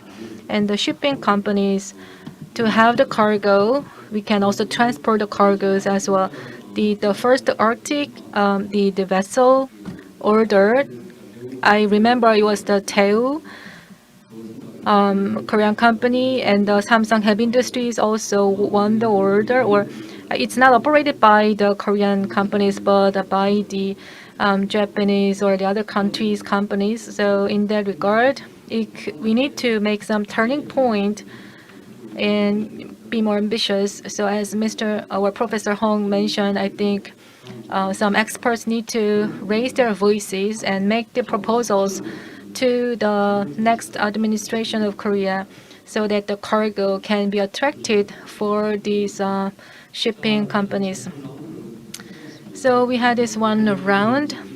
Usually on the internet, we can take some questions and answer the questions, or from the floor, we may take some questions. So I don't have any questions from the online. So do we have any questions? 그래요. 예.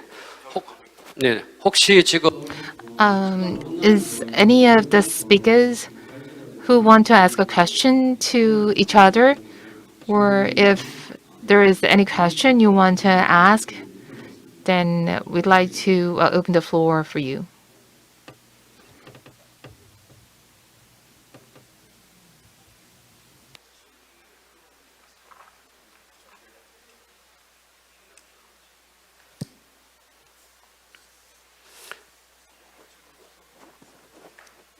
혹시 코멘트 하실 분 있어요? Any comment from the speakers who are joining us via the Zoom platform? Thank you very much for giving me the floor. Alexei Bambulak, Aquaplaniva, Norway. I probably can bet that I'm on the northernmost point among those who are taking part in the seminar today.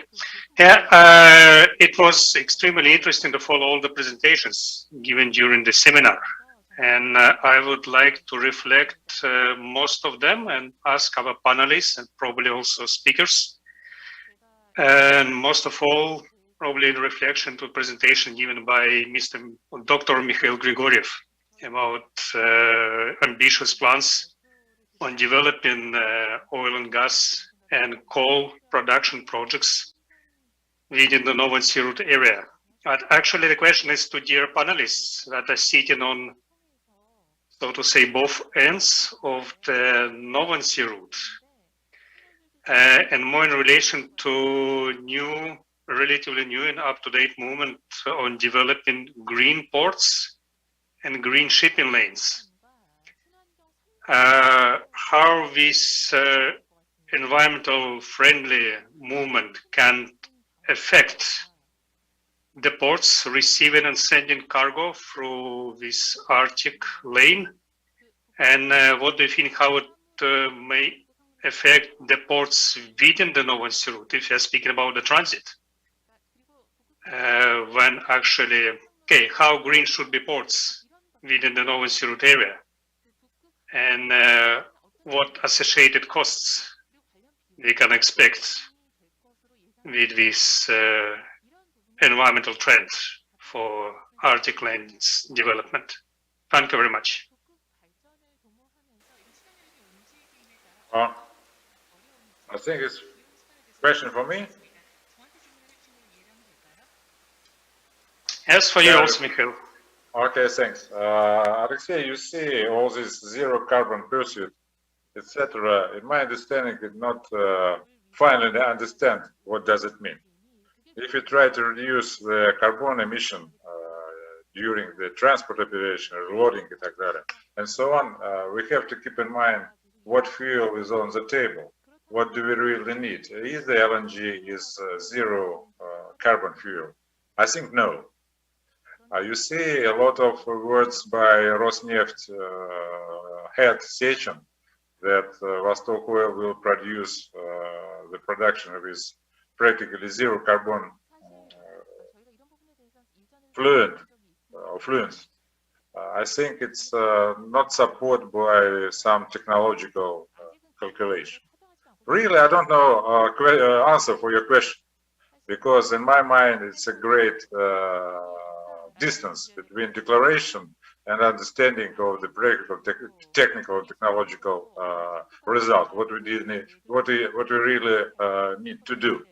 In any case, if we are talking about the structure of the Arctic fleet, I mean, of vessels who are operating in the Arctic area, yes, of course, we have such pioneers like Comfort, who used not only LNG carriers or LNG, but they did really 3 voyages by the crude oil tankers fueled by LNG, but it was just first bird. It's not a systematic decision. If we will look at the whole cabotage fleet, we really face that all these vessels use the heavy fuel. I don't know. I think that first of all, it necessary to understand how much it will be. Your question is pretty good. I don't know. I don't know because you see, it's necessary to keep some balance. It's necessary to keep balance between penalty and some motivation for the ship owners to change the engine of the vessels, to change even the ideology of the shipping. Other issue, if we are talking about zero carbon, it's very wonderful nuclear powered vessels which have practically zero. On the other hand, we have the great restriction for the nuclear vessels operation in different ports, etc., etc. Really, we don't understand what does it mean. So I think that I will leave this question open.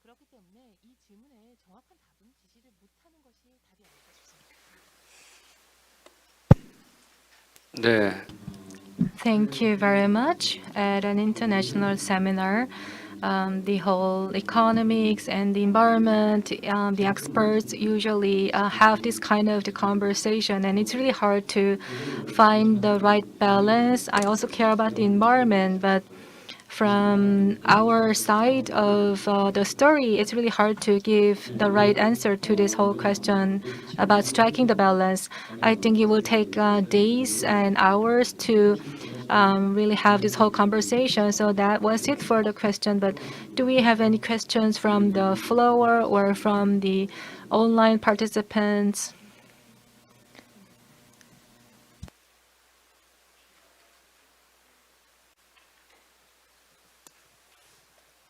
네, Okay, I think the time is up and time to close, or we have like 9 minutes to left, or okay, so if not, it's okay. From the floor, do we have any question? Who really feel that anyone who must ask a question? So Professor Park, please. The one last question.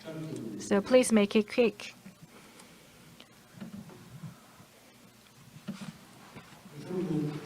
Well, the question might be long, but the answer should be short. I'd like to ask a question to Professor Gunnarsson. So in the northern, the route, the Suez transit to Europe to Asia, the service, to have the competitiveness, the NSR, it might take some time and cost. So we need the time and money for the NSR to be competitive compared to the Suez. So to have the commercial feasibility, we need to have the icebreaker. But without icebreaker, the year-round navigation must be feasible.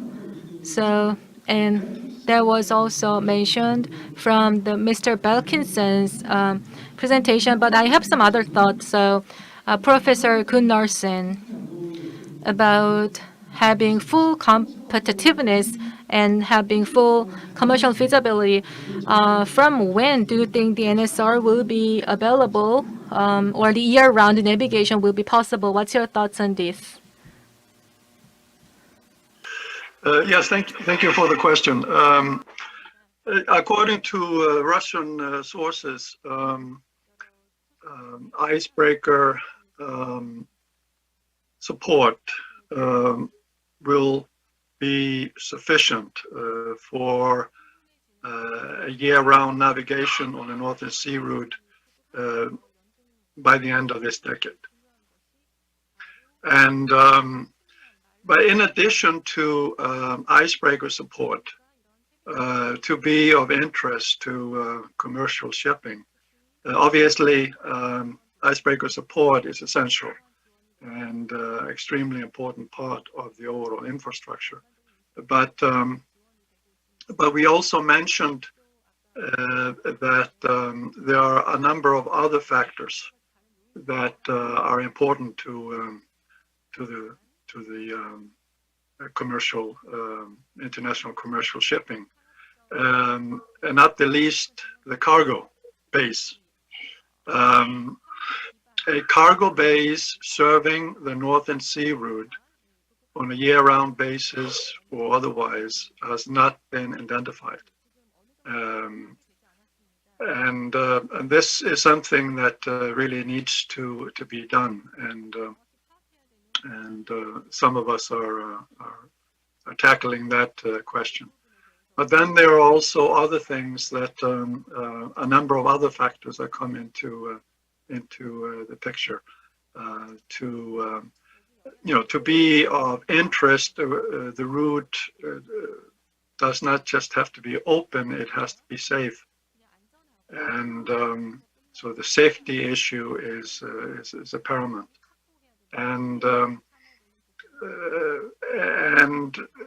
a way to reduce transport delays with very detailed sea ice forecasts and services to transiting vessels, almost real time. Input there is needed, and weather forecast and so forth. Then also a lot of things. There's a lot of discussion about transshipment hubs. Now, particularly for container shipping, it involves cost and additional time.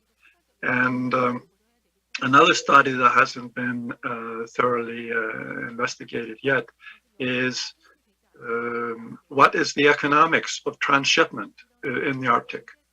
Is that the way to go?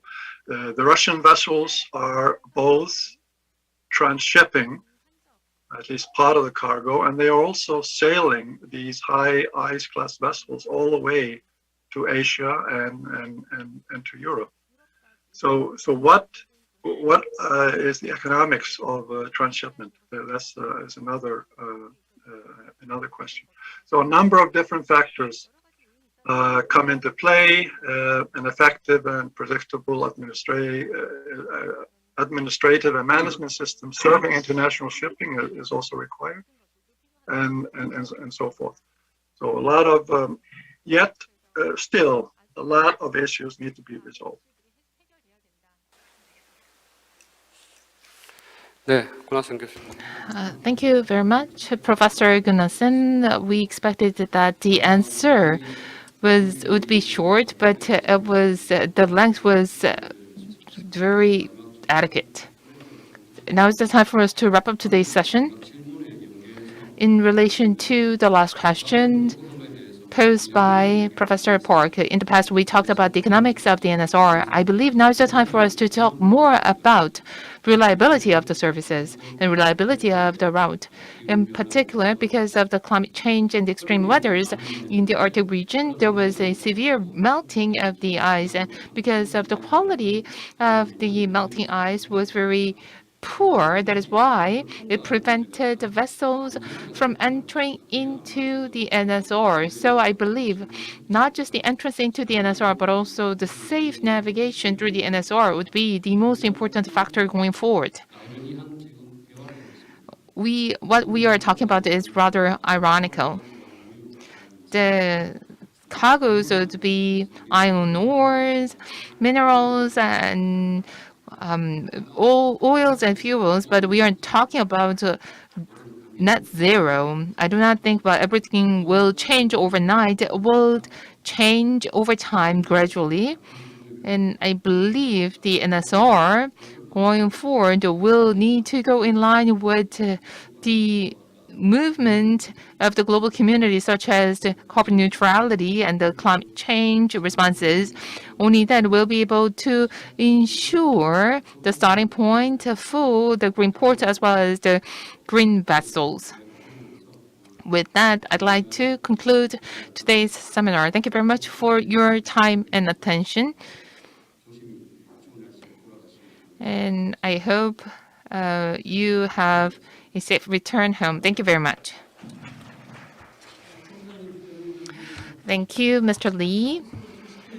This concludes the 10th International Arctic Shipping Seminar. I would like to thank all the speakers from abroad, especially from Russia and Norway, who had to wake up at such an early hour. Thank you very much.